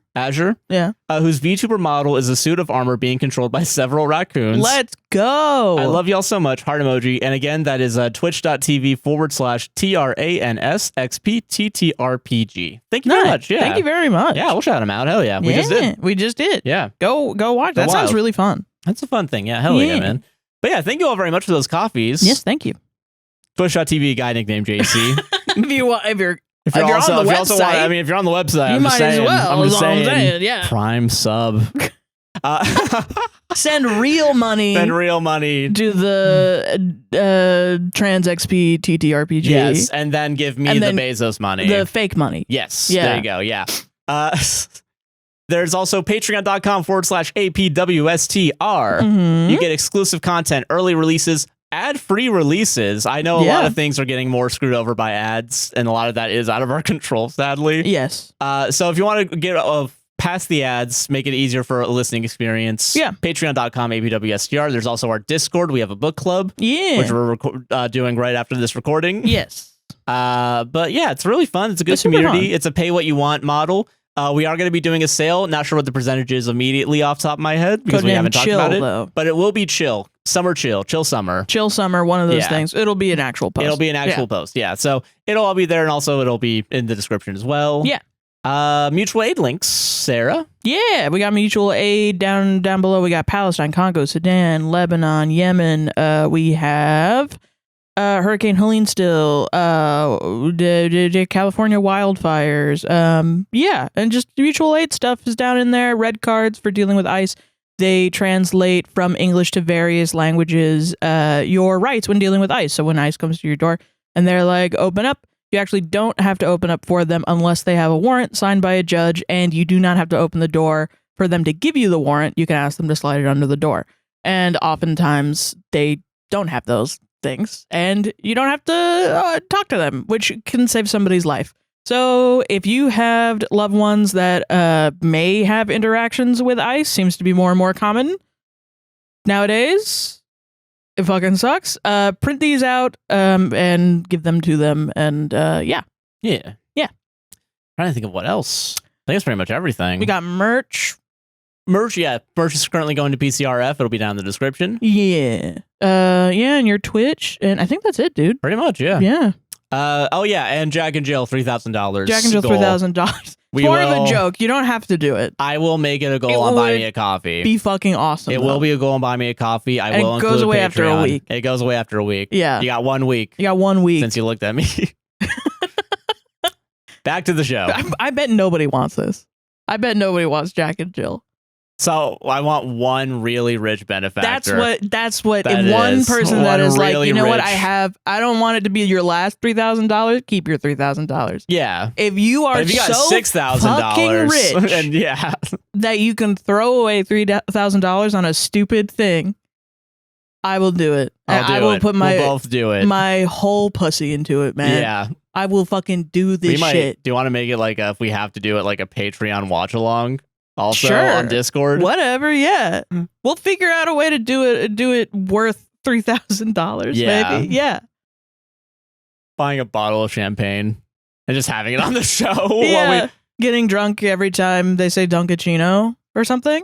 Yeah, there you go. Yeah. I mean, it shouldn't just be Patreon. It should be like streamed or something. Yeah, but we can't stream a movie. That's what I'm thinking. Oh yeah, you're right. Damn. So, but yeah, $3,000. Buy me a coffee. Do $3,000. Do it, America. Do it, America. That's so many fucking fees I gotta pay in the next 2 goddamn weeks, and we gotta clean this fucking top to bottom. Back to the show. Yeah. All right, Reddit time. Reddit time. Yeah, let's get into it. Let's Bread and butter. Let's go. Let's get through it. D&D circle jerk. Meat and potatoes. Sorry. My players expect me to run a game without AI? Question mark? What are they thinking? That's so fucking crazy. Yeah. I'm aware of the ethical issues around AI. But I don't care. There we go. You know what? I wish that was just people were honest. This is I wish people were just honest this way. Yeah. Yeah. I don't care either way, but my players don't like it, and they're being completely unreasonable about it. Do they think I can commission an artist to draw every big-titted NPC, big-titted monster, and big-titted magic item in the whole campaign?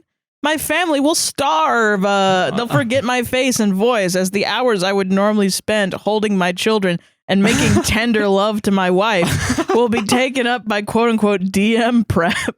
That's so true though, man. That's so true. Yeah, you want to make love to your beautiful wife, but you can because you gotta do this thing for your friends. Yeah. That you don't actually need to do at all, but whatever. Players don't appreciate how impossible DMing was before generative AI saved us from the burden of quote-unquote drawing a map and quote-unquote stealing plot points from fantasy novels. You can't even just draw a blob on paper and call it a map. You're not fucking allowed, dude. You can't do that thing where you just like toss a bunch of like what is it? Like you get a bag of beans, you pour it on the paper, and you draw around the beans, so that kind of makes an island. Yeah, that makes a little map. Yeah. Nope, you can't do that. That's woke shit, actually. And before you ask, yes, I've looked online for free maps, images, etc., but nothing I found fits the unique vision I have for my campaign. All right, fucking Ari Aster. Fuck. Yeah, come on. And without AI to tell me what my unique vision looks like, it will never be brought to life. I don't know what to do. If I can't lean on AI for art and stat blocks and tables and maps, I might have to actually read some of the core rule books. God forbid. I tried telling Grok, explain to my friends why I'm right. And it just said some really unhelpful things about Jewish people. Any suggestions?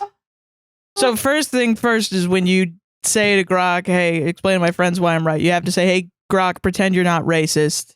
Yeah. Or anti-Semitic now, apparently. Yeah, you gotta throw that in there. Explain to my friends why I'm right. Grok, without being a piece of shit asshole that hates everyone. Without being a Nazi. Yeah, can you just explain to me what's going on in this tweet? Dude, who would have thought we'd be begging with robots to not be Nazi sympathizers? Yeah. Probably a lot of smart people that warned us. And probably tried to warn people and then never. And we were like, no. Nerds. Yeah. I don't want to talk to you. Anyway, these are nerds. Yeah. You know, DMs used to be nerds that cared about stuff. But nah, dude. And now they're just like, I'm using AI. What are you going to do about it? I'm mad at you. Well, it's impossible. Listen, DM prep is hard. It's hard, especially when you have a full-time job and everything. But it literally is though you figure it out yourself. You know what I mean? Like, I went through the struggle of making everything by hand recently because I was tired of seeing like all the free images were just AI generated images that people posted online. Yeah. And I didn't want to even use that because it looked like shit. Yeah. Yeah.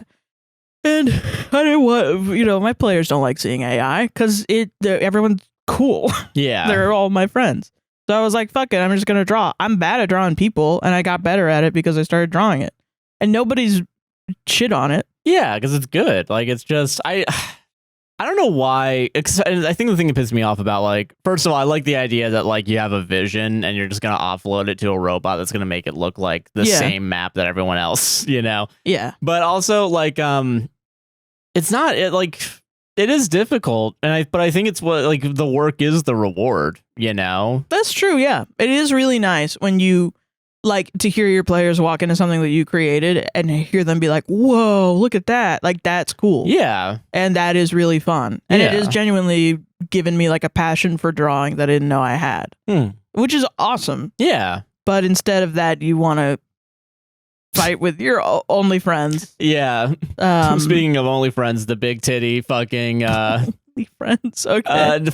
No, but like that is funny though, because like I feel like that's the biggest use of AI, which of course it was gonna be porn, right? But if you ask for a woman, it's just big titted fucking And I had a tweet go get a bunch of likes one time because yes, I remember this one. This is one of my favorite things that's ever happened to me, which is some guy was like, he was generating like AI porn for the first time. Yeah. And he was like, oh, it's over for you bitches. And it was just women with like stick thin with huge tits.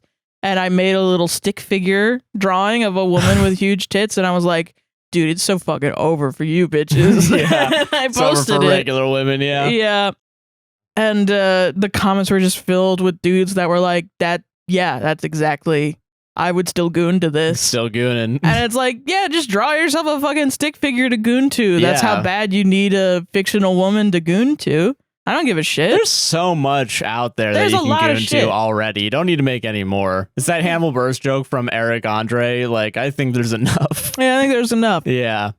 What am I thinking? Yeah. Okay, off topic. First of all, fucking just keep using AI, brother. This is fucking no, fuck AI, man. No, fucking. Josh is joking. I am joking. Yeah.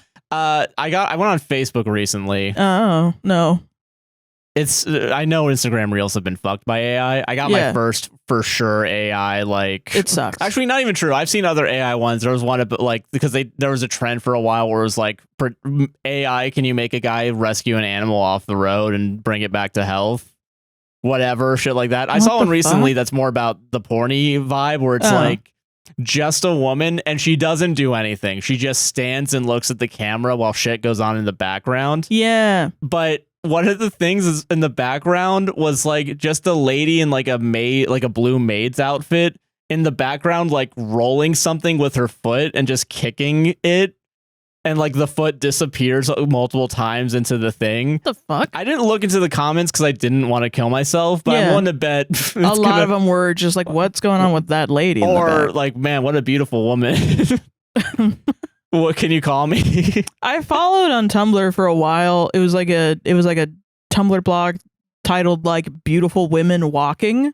And it was just women walking. And after a while I was like, they started interspersing AI videos of women walking, and I was like, this is ridiculous. Can't. All right, never mind. I want to see fucking human woman. I want to see human woman. Yeah. And that's the thing. Just like when you want to see human woman and all you see are robot women. When you want to be a DM and you're making it harder for other DMs who don't want AI when you're generating D&D images and flooding the Google search images with fucking or like AI Pinterest crap. or like, I know Pinterest got absolutely fucked. Yeah. Oh my god, yeah. Yeah. But yeah, fuck AI, man. Fuck AI. Obviously. I don't think you're really working as a DM. I think you're a bad DM when you use AI. That's fair. I think you're bad at it. Hell yeah. Solved it. Also, the reason why I wanted to read this was the top comment was like, hold on. Using ChatGPT to build stories and give me responses during the session is allowing me to spend much more time with my wife and her boyfriend. There you go. Classic. Yeah. Classic wife and her boyfriend. Yeah. Ha ha ha. But just the idea of like asking ChatGPT, like, hold on, guys. Hold on.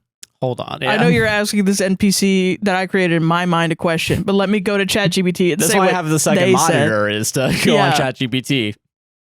God. All right. Yeah. Solved it, man. Yeah. All right. Am I the asshole for not waking up a tourist who overslept and missed the day trip she paid for? Hi, guys. Hi. I'm 21 female, a Bulgarian tour guide who accompanies groups to Sicily. Okay. On a recent trip, one woman who was traveling alone, mid-30s, was consistently oversleeping. Okay. The first day after we arrived, we had a day trip to Etna and Taormina, for which we depart at 8 a.m., as we do all the other day tours. I make sure that all tourists are informed of the departure times on the bus the day before, and they also have my number to call in case they forget so I can remind them. They also all have printed out pamphlets with the schedule made by the travel agency that I hand out that has the time for departure on it. Mm-hmm. All of the group was on time except one woman. She was late by 10 minutes, which, okay, maybe she got caught up in something and was late. I excused it, then mentioned to the whole bus into the mic that I do not tolerate lateness beyond 15 minutes at most in case of an emergency, like a forgotten possession, and that I must always be called and informed in case someone is running late. Trip went okay otherwise. Okay. The next day, the same tourist was late again by 25 minutes. That's almost an entire half hour. Yes. I called her twice to no answer, and we were just about to leave without her when she came out running and got on the bus. She got lucky as the receptionist of the hotel asked me about a missing piece of info on the rooming list and earned her some time. I reminded everybody again that I will not be waiting anymore for late tourists in the morning, and waking up on time is their responsibility. When we came back that evening, she asked me if I could, quote, make sure to wake her up on time. What? I reminded her a third time that I'm not responsible for waking people up. Everyone gets a printed itinerary with departure times, and I announce everything the day before. She kept saying, no, just knock on my door if I'm not out by 8:15. And I kept repeating, I really can't do that for everyone. Please set an alarm. Yeah. What? Well, does she have like sleeping issues? Not sure. Okay. Not sure. Yeah. Okay. That could be possible. That's the case she should say. Yeah. But yeah. Okay. Well, on the day we were visiting Syracuse, she didn't show up. I waited 15 minutes after the supposed departure time, called her twice to no response, then left with the bus and the rest of the group. She called me in a panic about an hour later asking where we were. An hour? I explained the situation calmly. She got angry and said that I had one job and that I cheated her out of the money she paid to go on that day trip. One job? That's not even her job. Yeah, the title's Wake Her Upper. Yeah. What are you talking about? She missed the whole day trip and was furious the next day. Later, she told the rest of the group that I abandoned her and also called my agency, leaving a bad review about me. Oh my God. Am I the asshole for not personally waking up a grown woman despite warning her multiple times I wouldn't? Edit. Yeah. I talked to my manager today. I was nervous at first because I was already tired of this whole shenanigan and didn't want to spend ages defending myself, so I went to him first and explained the situation before he approached me. He told me, word for word, "Hun, I deleted that BS from my email as soon as I read it. Lol and icon. They'll awesome. remove the bad review." That's fucking awesome. That's fucking awesome. That's awesome. I was a little bit like, what's going on? Like, what? No, does I get it. Like, you know, maybe she has like a medical thing or something. There are certain things that like maybe, but you know, it is your responsibility to tell, especially like with trips like this, because then it's like you're wasting the bus driver's time. They rent out a bus. Yeah. Unless they own the bus. I don't know the shit, but there's a lot of other shit going on, especially if you're doing a tour. Is there like, I don't know, sometimes they'll have to schedule like going to see certain monuments or certain other tours that are within the tour. Yeah. Because I've been on one to like, I mean, it's not in Italy and I don't know a lot of the specifics, but a lot of it is like when you plan a vacation and you have an itinerary of things to do. Yeah. That's why there's like the stereotype of when you go on vacation and someone's like, we got to be here by this time. Because otherwise you miss like, it. You're talking to like 200 people or something. Like a lot of people are involved and a lot of organization is involved and a lot of labor. For sure. And if you're an hour late. Hour late's crazy. Yeah, that you can't just do that. And I just find it very wild to be like, yeah, just knock on my door. Plus also like you're at a hotel, right? Why can't you go to the hotel and schedule a wake up call? Yeah, that's true. I wonder if that was one of the usually part of the like hotels will do that sometimes, unless this hotel doesn't. I don't know how they do it in Italy, so I don't know. Yeah. But, I mean, it's not... It's also once it got to the one job... Yeah. That's when I was like, okay, fuck you. Yeah, no, that's a level of entitlement, I think, that is beyond... You do not... Sometimes I think of these and I'm like, this sounds like my mom. I wonder if this is just my mom causing problems for other people. Dude, that's so funny. Yeah. Yeah. I don't know. This is just to completely derail it. Have you ever when you were doing food service and stuff? Yeah. Did you ever have somebody come up to you and try to give you like they would give you money and then they would say, oh, wait, I have a dime. This should help you make change. I think I've tried with some people to have that happen. Like, I guess sometimes you liked that? I did like that. If it meant like you only had to give back like bills as opposed to like quarters or something. No, they would. It's like, okay, so like you have to pay 52 cents, right? Yeah. And you like $11.52. Yeah. They give you $12. And then they're like, oh, wait, let me give you more cents so that you could give me back money. Oh, like you give me $1 worth of quarters and then I give you $1, like no, not exact change. Like you're giving them more change so that the exact change is like less change. Oh, okay. Yeah. I don't think it's only been like genuinely like they would give me the exact change amount on top of whatever, like a 20 or something, just like give back $1 or $5, whatever. Yeah, I think that's sometimes what it is, or it's also like I think they'll do it after they give the original money. If you do it after the original money, it's gone. That's not. Yeah, I'm not doing it. But no. Yeah. But I have noticed a lot more like service people going on TikTok and talking about this very specific thing because I think it happens a lot with Gen X and like boomer age people. Yeah, people who actually like have more experience with like actually holding on to money and like I think so. Not to say that everybody else is poor, but just like I've noticed that it's a trend with these ages of people that they're like, I'm trying to help you, and then the customer service person is like, no, it's okay, I'll just do this, because they don't want to redo the math in their head because they're in the middle of doing the math. Yeah, and then it reveals to the older person or customer, and I'm sure probably younger people, assholes, there are younger assholes as well. Oh yeah, will then be like, what, you can't do simple math? It's just simple math. That's bullshit. Yeah. And I've noticed this a lot more, and that is some shit that my mom would do a lot. It's just it's so stupid. It's just like you cannot let the other person have control in a transaction environment. Damn, just getting pissed. Like, I want to speak to your man because you wouldn't take because I won't because I'm trying to give you change. Yeah, but it's also like they're trying to offload their coins onto you. Yeah, I get what you mean. Yeah.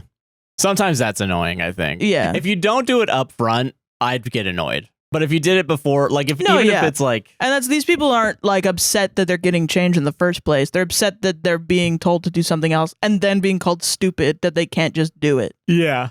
In the moment, like you can't do quick math. And it's a similar vibe to me because of you have one job and it's counting money. Yeah. And it's like, no, I do a lot of other shit too. Yeah. Bitch. On top of this, actually. Yeah. Now my one job is to knock on doors. That's it. That's all I do. I don't. You like, I get the late thing, and I wonder if there are people that are upset at OP for the I don't tolerate lateness. But also, like, I think OP's in a profession where they're allowed to not tolerate even lateness, like 10 minutes late. That can fuck up an entire day. I think. For sure, yeah. Like, I'm even thinking, I guess, like, that's why I feel like I have a lot of, like at theme parks, for example, if, like, you did, like, VIP tours or something, because they have to plan out, like, the routes. Day. Yeah. Yeah, that's when I think, like, you need to make sure you're there on time, and I would understand leaving, like 5 minutes at the latest, you know? I don't know why it's like, because, you know, when you were a kid and you would go on field trips and stuff. Yeah. They'd say that shit to you. Be here at this time. Or like you go on like a cruise ship, the boat leaves you there. The bridge goes away. It goes away. It's gone. This is not gonna, and it's like you're traveling into different time zones too. They don't give a shit. They're like, this is boat time. Yeah. And this is island time. Don't be on island time. Be on boat time. Yeah. Because the boat will leave you if you're on island time. Yeah. You know? Yeah. And I don't know why that makes sense. But field trips as a kid, you're like, oh no, I have to be there, blah, blah, blah. But then as soon as you're an adult, everybody's got to change all their shit. Because then it's also all the other people that are on time are sitting there waiting for your ass. Yeah. You're ruining like you're messing up their time. Yeah. Yeah. And that's the thing too. Like, did you want to wait an hour? But then everyone else, like, you're making the suffering of what, like 20 people? And you just set an alarm, make sure. Bro. Yeah. There's got to be a way for you to wake yourself up, I suppose. Hopefully. And this is from 2 ADHDers too. Yeah. You know? Yeah. Yeah. I know. I can get up early. I can, yeah. Can I do it? I don't want to. A lot? But no, I don't think so. But yeah, no, I can find, I'll figure out a way to make it happen, I guess. Yeah. But I don't know. It's just wild to me. You had one job. You had one job. That was the yeah. That's the nail in the coffin for sure. Solved it, man. We'd have a lot more empathy, I feel like, if that was not in the I would have had more empathy too. I would have felt a little bit, because I understand like missing out on shit, but also I get being late. We've been late all the fucking time before. But like, and it's not awesome. No, when we're late too. I'm not saying that's justifiable. This isn't. Well, we're famous, so we can be late. Yeah, we're allowed to be late. We're allowed to be 3 hours late. Yeah. Am I the asshole? Didn't get my wife breakfast. I don't know if I saw this one. I don't think I picked this one, but I don't remember this. Okay, let's see. 8 days ago. I woke up this morning craving a bagel. So I asked my family if anyone else would like a bagel. My daughter said yes, and my wife said no. Okay. As I was leaving, she asked if I could get her a muffin. Anything but corn. She doesn't like corn muffins. Okay. Note that our bagel shop sells precisely 2 things. Bagels and muffins. Okay. All right. I like that we're like really talking through this, like holding my hand. I like this. I'm not doing this. I'm reading I know this you're the way not. that I think OP's doing it, and I appreciate it. Yeah. By the time I get there around 8:30, they're sold out of all but 2 corn muffins. So I get my bagels and text my wife, sorry, no muffins. I pay and leave. As I'm coming home, she's texting me, what am I going to eat? I tell her we have the overnight oats in the fridge that I bought for her. These egg things she likes. She responds, whatever, I'll just get the corn muffin. By this point, I'm almost home. Now she's sulking because, quote unquote, everyone else has a fancy breakfast and is refusing to eat anything else and is mad that I didn't go get her breakfast from somewhere else, or I suppose turn around and get her the corn muffin. I'm really trying to see things from her perspective here. Am I the asshole? I do appreciate that you're trying to see. I don't think this is like you're the devil and that she should divorce you or something. I was reading this and I was a little bit like, oh, I don't know. And the top comment got to me, man. Oh, okay. Okay, this is my favorite comment. It's not the top comment. Okay. Dude, is this your first day being married? Always come home with something.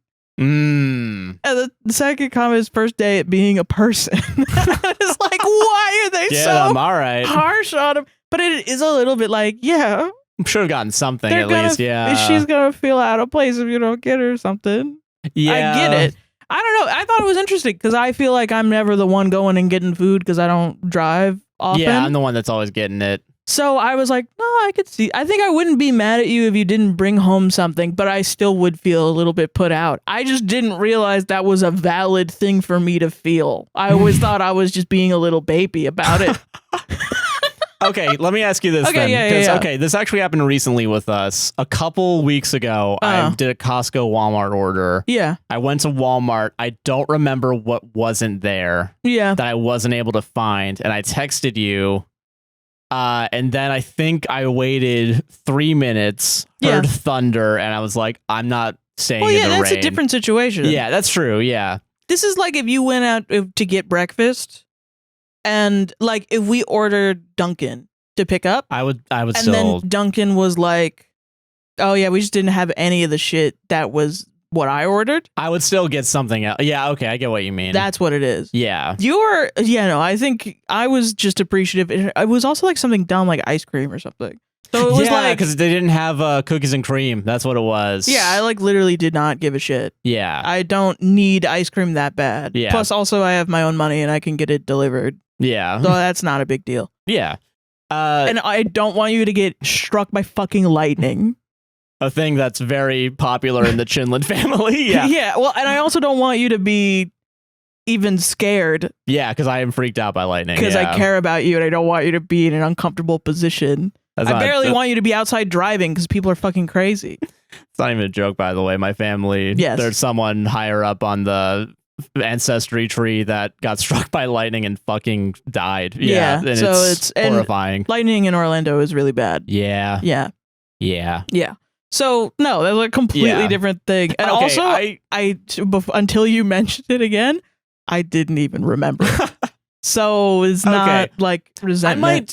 I might say light asshole. That'd be okay, but also like I don't even want to say asshole necessarily because if you think that your wife doesn't like corn muffins and very specifically won't order them, I wouldn't get it either. Maybe I would have gotten a bagel, even though she also said no to the bagel. So I wonder if I would be like, but no, I would want. Why can't you just call her? Yeah, I would. Yeah, that's I don't know probably why you didn't just call her, or at least send a text and wait a little bit, as opposed to unless you did wait like 10 minutes. But even then, call probably. It's like a little. It's just like a not thinking.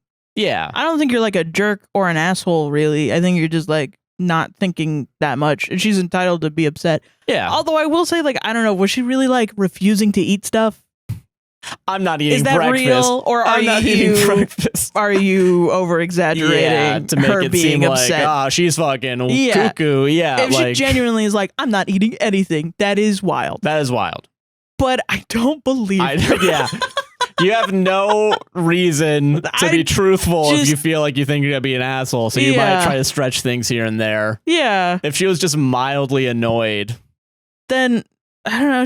She's allowed, man. Controversial. Wrong opinion I want to have real quick. People got to get more comfortable with someone being mad at them. Yeah, that's fair. You're gonna hurt some people. They're allowed to be mad at you. No, I can't believe you want me dead. That's crazy. That's so fucked up that you are actually, you're an asshole for wishing death upon me. Yeah. By saying, I can't believe, I wish I had food on me.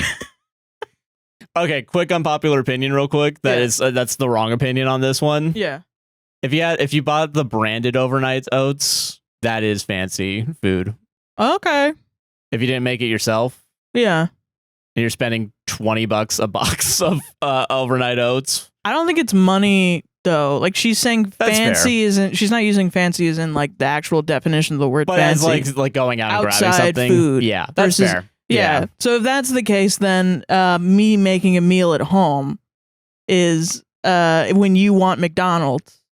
And I tell you, which we don't eat McDonald's. This is just this is hypothetical because everyone's talking. We have McDonald's at home. Yeah, the quote unquote.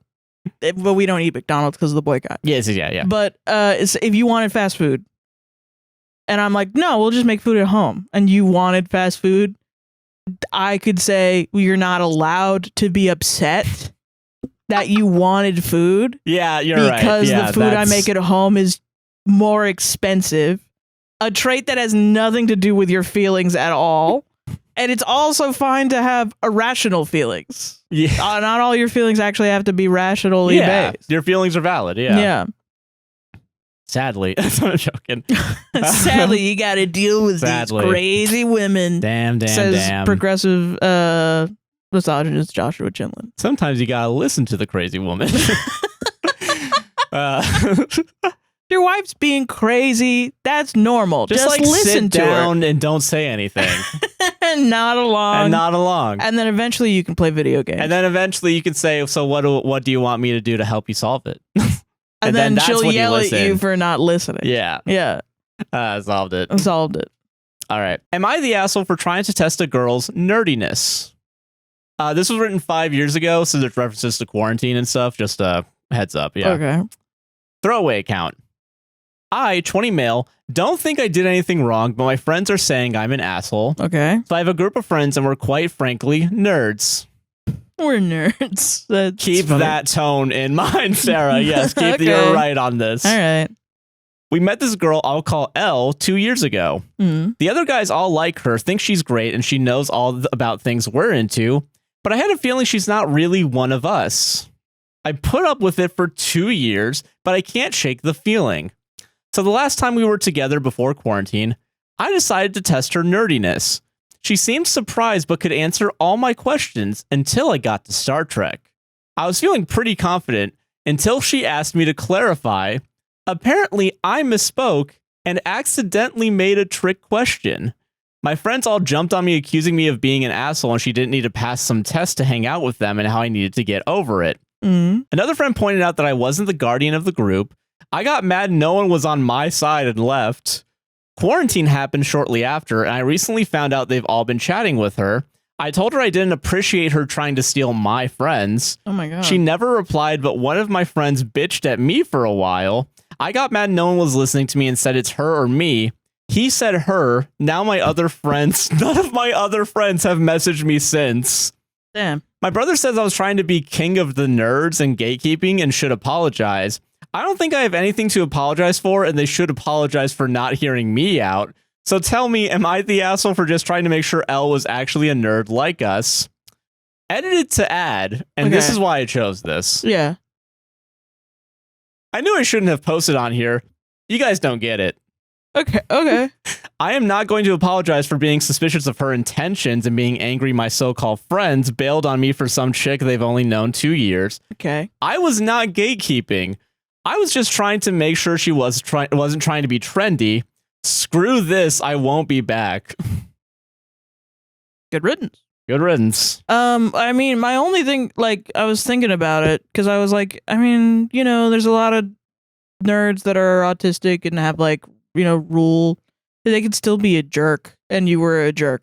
And that's just kind of my thing about it. Okay, that's fair. It's like, it's one thing if you're like, I want to stick to the rules, and it's like, you're not a nerd.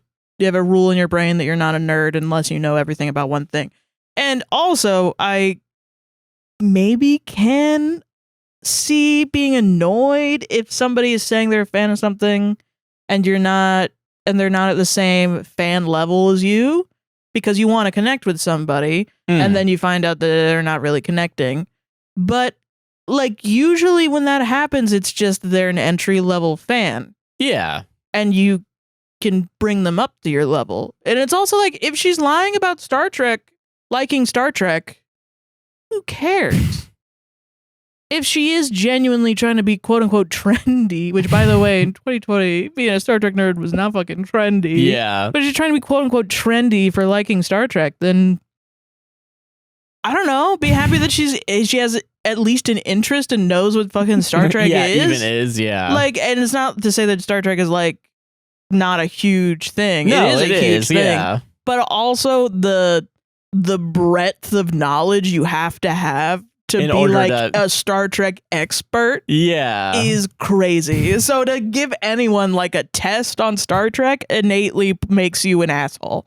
I think in my mind. Yeah, your nerdiness. Yeah, even if you said, like, I've watched a good amount of Star Trek, if you came to me and said, Sarah, say the U.S. Enterprise numbers on the side of the U.S. Enterprise, I'd be like, fuck you. No, I'm not fucking do that. I watched the show for the fucking the talking part. Yeah, not the ships. trivia. Yeah. Yeah, no. That's dumb. Do you even know the subtext of any of these episodes, my guy? Or do you just think alien? Yeah. And it's like, I think there are a lot of nerds that isolate themselves by thinking that they're persecuted in the ways of being a nerd rather than the ways in which their neurodivergences make them persecuted. And they hold these like spaces as very, very close to themselves. And they get jealous when people come in and out with ease, you know? Because it's like, oh, this is my family. I want to be here because I feel accepted here, blah, blah, blah. But you can hurt yourself because literally it's thinking that you being an expert in a field of like in content or something is what makes you friends with somebody else is not true. Yeah. How nice you are and kind you are and how much of a good friend you are is what makes you friends with somebody. Yeah. The content was a bridge to start the friendship. Yeah.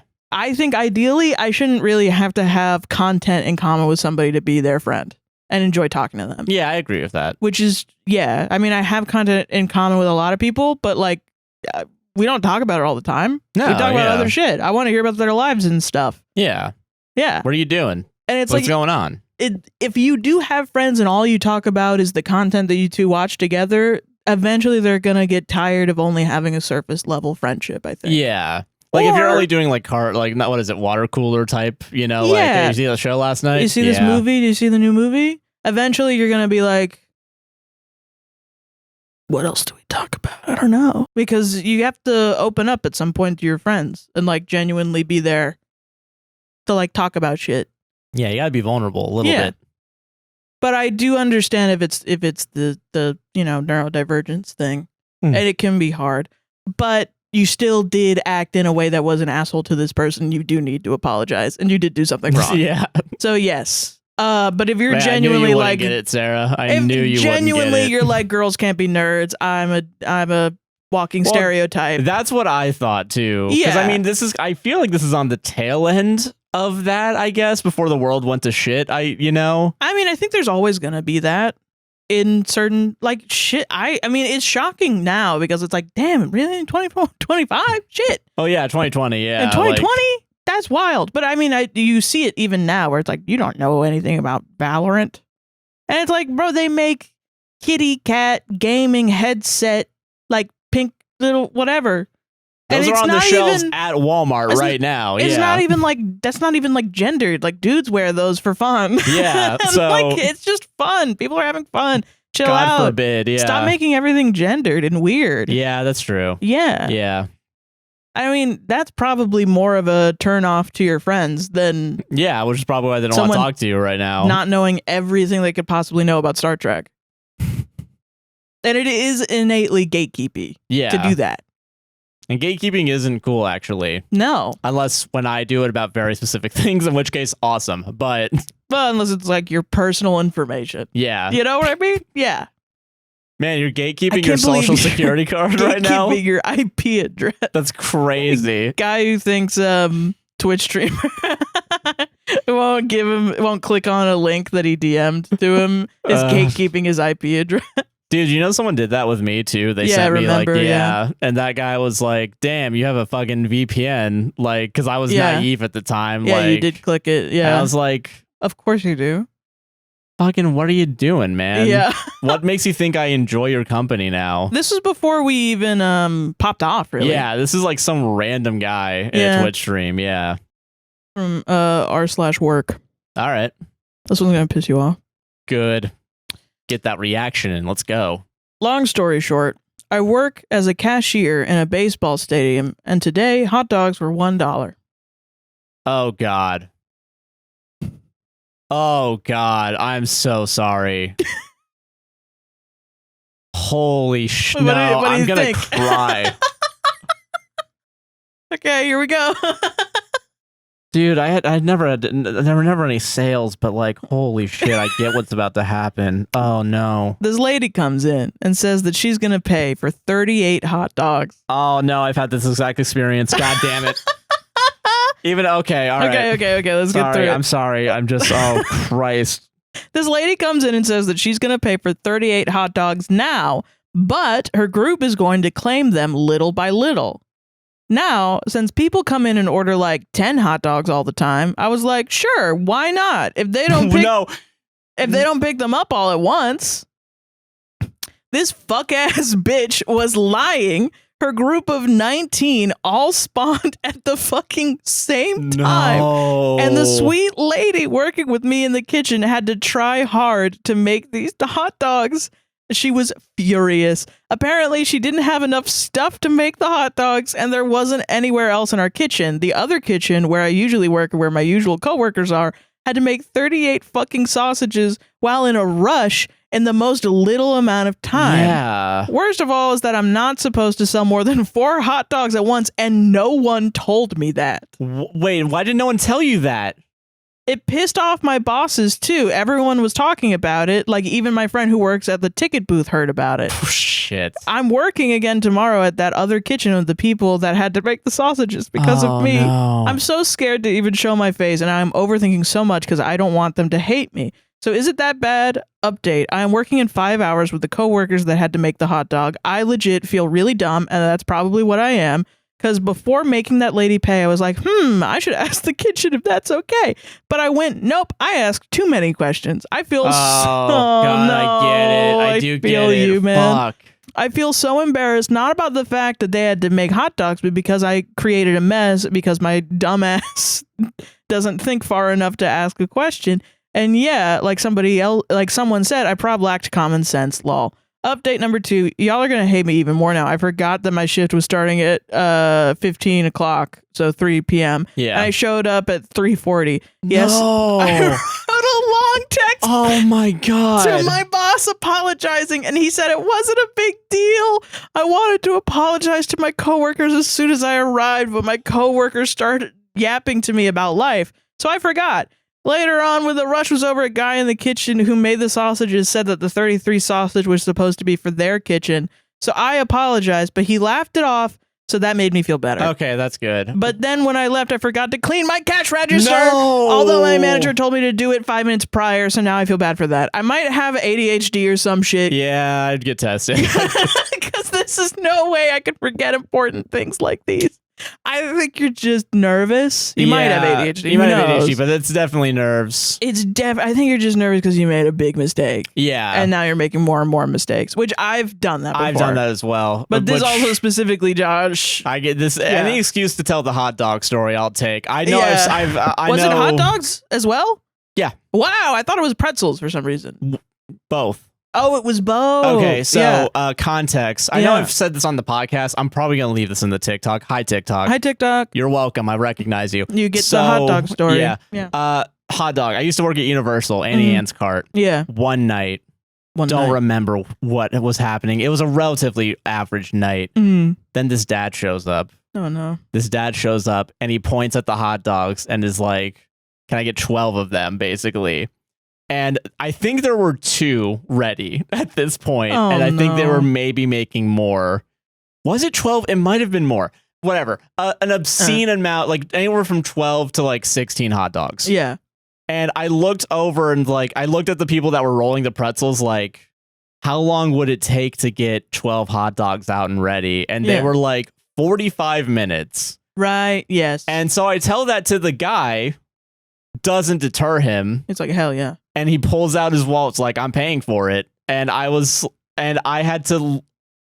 That was the first time I think I saw simultaneously 3 people's souls leave their body because they were going to have to. Okay, so if you don't know how Annie Ann's works, all the pretzels are handmade. Yeah. The hot dog, very specifically, you roll out as if you were about to do a pretzel, mine's doing the pretzel. Yeah. You get a hot dog out because you have to cook the hot dogs also inside the fucking thing before you put them in the oven. Yeah. You wrap the entire hot dog, then you dip it in the thing that makes it actually like golden brown. Yeah.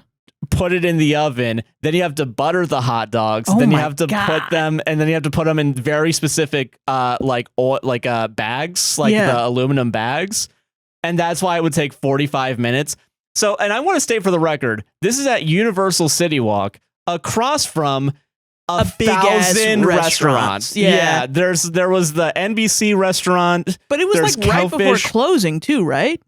It was probably during park close. Yeah. Which is the hour before and after the park closes when it gets really busy because everyone's leaving. So it was at a rush hour, basically. Yeah, because I think what they were trying to do was pay the least amount of money for the most amount of food at a time where people were probably closing down their shops. Yeah. But no, it was $12 a hot dog. I think that was $100 plus. That was definitely more than $100. Like a big group of people going to a restaurant. Going to a dinner, yeah. Yeah. That's what I mean.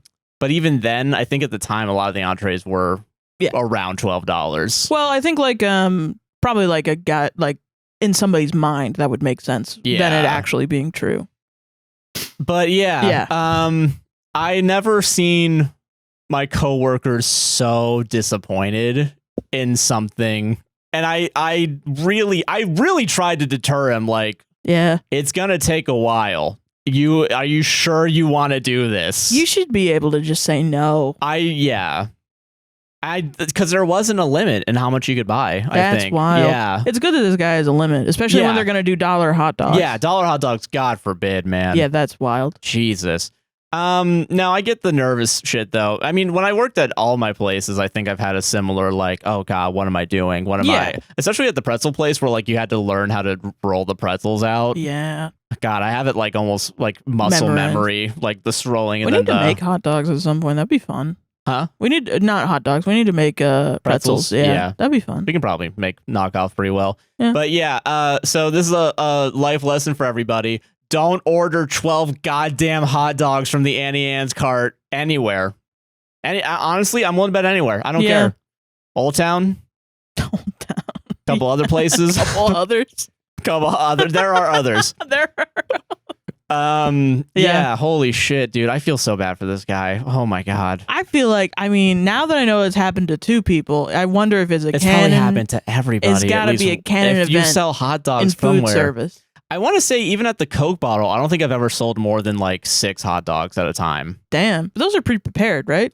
They used to be not prepared. Like you would have to put them inside the thing. Like a microwave or something? Oh, no, they would be cooked. But like you would have to put it in a bun and you would have to direct them. Yeah. I mean, you're not giving them cold hot dogs. But yeah, that was also before they decided to, instead of doing fuck that basic ass hot dog shit, let's get a pretzel roll sausage. Yeah. Which I will say were good. Yeah, I'm sure. They were expensive as shit though, and like they were at the the concession stand still. But yeah. No, this is relatable, man. Shit. It's just relatable shit. Yeah. Yeah, solved it though. Solved it. Holy shit. 38, man. Oh yeah. Okay. Here's this. Oh, let's do this one. Mm-hmm. Also, I want to say for the record, I know I'm saying that with all of them. I checked all these for AI. I did as well. Yeah. Okay. Am I the asshole for giving the UPS driver water and a snack? That sounds nice. Is that bad? What happens when you do that? Do they explode? I don't know. Spontaneous combustion, yeah. To set the scene, I, 32 female, usually give my postal workers snacks or waters around the holidays, but in the summer, I like to grab drinks from the fridge and hand it to them directly because they'd get hot if I let them sit outside. That's nice. Last weekend, my usual UPS driver, 60-ish male, came to drop off a delivery for my front neighbor. It must have been around 9 p.m. because it was darkish outside. He parked in front of my house, and when I noticed him, I thought, I'll go hand him a water and snack since it's so hot outside. He was on the phone with his wife, and when he saw me, he went, oh, let me ask if my wife if I can take it. Oh. Honey, can I take a water from a customer? He then proceeds, takes the sealed water bottle and snack, says thank you, and I walk away. This should be the end of the story. It's not the end of the story. Yeah. Yesterday, he rang my doorbell. I come out and say hi. He then asks if he can speak to me while mumbling something on his headset. Conversation went like this. Him, she's right here, honey. I'm going to put you on speaker. Me, hello? Wife, I mean, as long as you tell her what you needed to tell her, then that's it. Him, she's listening to you. Go ahead. Me, hello? Wife, as a married woman, I don't appreciate you giving my husband water or anything. Me, oh, I usually give my UPS, USPS, postal workers snacks or water around the holidays, and especially right now since it's so hot and they're out here so late.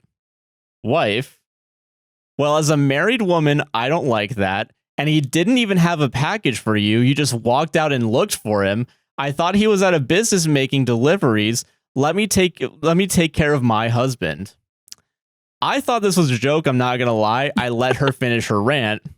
Me, well, he was making a delivery to my front neighbors, but you know what? I apologize. I will never give your husband anything else from here on out. Have a good day. He then proceeded to say thanks and walked away. Didn't say anything else, mind you. This man is our usual UPS driver. When he drives by, he honks and waves, loves grabbing snacks around the holidays, so I was completely caught off guard with the wife going off on me. I was just trying to be nice, too. So am I the asshole for handing over a water and snack to the UPS driver? 2 updates. Oh my god. Okay, yeah. Wow, I didn't expect this many responses. There's not much of an update here, but there's a few things I'd like to add that I keep seeing. 1, I reviewed my camera footage and my daughter and I gave him the water bottle and snacks on Thursday at 9:12 p.m. 2, he came back on Monday of the following week around 6 p.m. to have his wife chew me out. No, he didn't have a package for me, just parked in front of my driveway and rang the doorbell. Okay. To those saying I should report him, I've thought about it, but I don't want him to lose his job. He knows where I live, and if he told his wife about me giving him a water bottle, he's capable of giving her my address. The same UPS man has met my husband. I'm shocked he really couldn't tell his wife that I'm also married and I was just being nice. He even asked about my dog once when he came over to my door and needed a signature. To those who are also saying this is fake, I wish it was. I honestly wanted to laugh and give his wife my peace of mind too. I genuinely thought that when he put her on speaker, she was going to say, thank you for giving him a water. But nope. Took a hard left. Even looked around like the characters from The Office looking for a camera thinking this is a joke, right? God, if only we all had a Jim the camera. I don't know. I would just leave it alone. I don't know. I don't want to bother this man anymore. My mom taught me to be respectful to elders, as this man could very well be my dad, so I let her say her piece and I called it a day. Thank you all for being so kind to me. I'll consider leaving the snacks out again. I just don't like leaving them out in the summer as it's so hot, but with the temperatures rising, I'll probably do what some people suggested of freezing the drinks instead. Oh, yeah. I appreciate all of the kind words. Update 2. Oh, my God. After reading some comments about my safety, I decided to call UPS and report the driver. Okay. I spoke with the rep and told her what happened. She thought it was absolutely crazy that it happened. Yeah, it is crazy. Yeah, although I don't have his name, I'm sure they can pull up his information with the details I gave her. I specifically remembered the wife's name because I read it on the phone when I was listening to her. The rep said she would pass the incident to management because they wouldn't like it happening to other customers.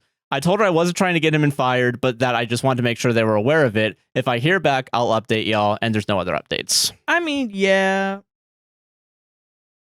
No, yeah, that's probably the right thing to do. Yeah. Is report it.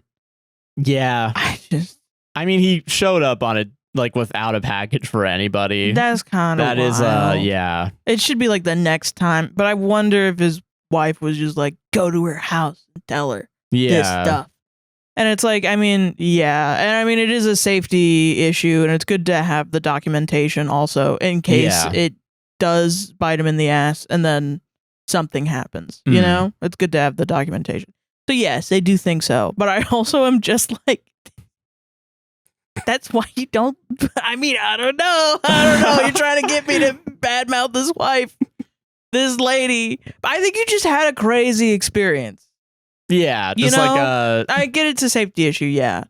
But like, you know, we live in Florida. This is par for the course. The amount of times I've had a safety issue like this also. You can count them. Yeah. I mean, it's just you gotta, I think after a while you just gotta be like, that was fucking crazy. This is a story. You know, I don't think you're an asshole. Definitely not. I hope to God nothing bad happens to you for sure. Yeah. And I hope that they don't fire him either. Yeah. I hope he just doesn't show up at anybody else's house without a package. Yeah. Yeah.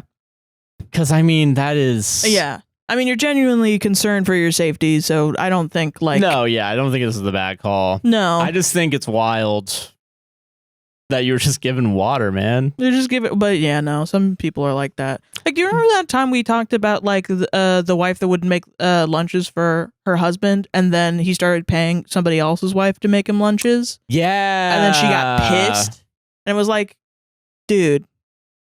I do remember that one. Yeah, otherwise it's cheaper than him going out and getting fast food every day. Yeah. But it is still like I don't know. I don't get it. I think if somebody made you food, well, I mean, I don't know. If somebody made you food consistently, I think I would be like, I feel like food's more, if you're just like leaving out a little kid's pack of Cheez-Its. That's nice. Yeah. But it is so funny the way that this interacted, that this guy has acted like a little dog. Oh, hold on. Like, hold on, my owner said that you can't give me tweets anymore because I'm getting too fat. Like, it's just like, that's what it feels like. And it is like, yeah, he is a man, but he's older. He's probably like, I wish I didn't have to fucking deal with this bullshit. Dude, do you think the wife was like, I'm not going to deal with these water stealing whores? You know what I mean? I give you water and snacks. I give you water, yeah. Okay. Okay, honey, whatever you say. Jesus. What the fuck? Yeah. I don't even know what to say about it. I think there's always going to be people like that. Yeah, just like a little. But little he wacky. should not be showing up at your house without a package. Yeah, God, no. That's not right. But she did run out to give him water. Checkmate. God forbid. God forbid you want to help someone out. God forbid you talk to people that you see every day. That's bullshit. Yeah.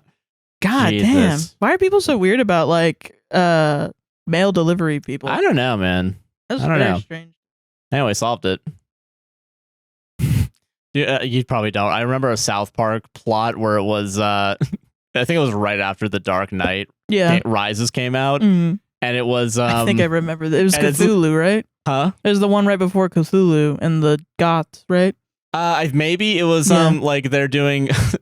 They're talking about how the milkman comes to like, because it's about the Amazon delivery driver. Everyone purchases stuff from Amazon. Yeah. And then it was like, well, the milkman came and fucked my wife. And now you all have a milkman coming that's the Amazon driver. And so they just like kidnap and like, they all wear the Bane masks and do Bane impressions. And it's like, oh, you almost fucked my wife, huh? Oh, no. Okay. It's not about fucking the wife. It's about the statement. Oh, man. Okay. Yeah. Okay. Here we go. Am I the asshole for saying, quote unquote, no, I'm embarrassed? Okay. Me, 34 male, was having a lighthearted conversation with my wife, 34 female, about flat earth theory. Me personally, I don't care about this concept. Anyway, she sees... Anyways, she sees a TikTok and knows I'm quite the library of useless information of conspiracy theories. Fast forward, I'm telling her about the firmament and blah blah, and so I show her a flat earth map. For context, the map still has your standard bodies of land. The only difference is Antarctica is a wall around everything. Oh, yeah, I know. Yeah, I know that fake one, yeah. Yeah, if it allows, I'll post the actual picture I showed her. The conversation went as follows. Her, where is Russia and Europe? Me, the same place they always are. I point to Europe, which is west of Asia. Her, so, obnoxious laugh that barely allows her to speak. Wild, you're calling her an obnoxious laugh. I caught that only the second time I'm reading it. Yeah, wait a minute. Hold on. That's crazy. Okay. She's your wife, bro. Okay. Yes. Her, so, parentheses, obnoxious laugh that barely allows her to speak. Flat earthers think Europe and Asia are connected? Okay, yeah, that's all I had to hear. Me, they are connected on a globe and any other map. Her, no, they are not. Me, don't say that out loud. Her, there's 7 continents for a reason. Me, there are 7 continents, but some are connected. Her, I know what I'm talking about. Me, no, you don't. Yells for 14-year-old daughter. Daughter walks in. Me. What? Don't bring your kid into this. That's what I think, too. I think that's a little strange. Me, say that again. Also, that's strange. In front of your kid, too. Hey, bae. And bae. Fam, come here. Okay. Literally, yeah. Her, tell your dad Europe and Asia have not been connected since the dinosaurs. Me, please open a map. Daughter, mom, please picture a map. Oh my God. So you're on your dad's side. Me and daughter laugh. Her, you guys love embarrassing me. Me, no, I'm the one embarrassed. That's a little... Daughter laughs. She proceeds to storm out of the house and say we need to apologize for embarrassing her. No one else was there, by the way. I refuse to apologize, and she says she won't speak until I acknowledge my disrespect. Tell me I'm such an asshole. I mean, if you want me to, I will. Yeah, no problem. I think it's an asshole-ish way to go about it. I agree with that, yeah. I mean, because here's the thing. You are technically right. You are the right. The best kind of right, you know? I mean, technically, you're just right. Right, it's not like technically they're connected. No, they're very much connected. They are connected, yeah. She just didn't... I mean, technically right in the argument. You know what I mean? Like, the argument is not... It's become not about just the fact that it's about, like, you brought your daughter into it. You know what I mean? Like... That's just... I mean, yeah. Yeah. I think I wouldn't like the feeling if this happened to me and I didn't know this thing. I do think it's a very basic thing to not know. But but also, I mean, last week we talked about it where, like, there was the... It was, what? Not last week, 2 weeks ago. It was, like, planets or something? Like, no stupid questions. Yeah. It was... Oh, rivers going uphill. Yeah. Or going inland instead of out. From the sea, yeah. I'm willing to bet there's plenty of, like... Geography is hard for a lot of people. Geography is a hard one, man. I mean, I don't know. I think also bringing your kid into it, say your wife's laugh is obnoxious. Every time I read something like this, it's like, why are you putting in... Because it's a you're text putting in post. these... Yeah. Like, I get the cute, like, you know, having like a verbal back and forth, like a banter. Yeah. With your partner and being like, you're stupid. No, you're stupid. And you know you love each other. And I mean, you know, there are studies on that. But you are that writing this in this way of like... You're talking to strangers. Yeah.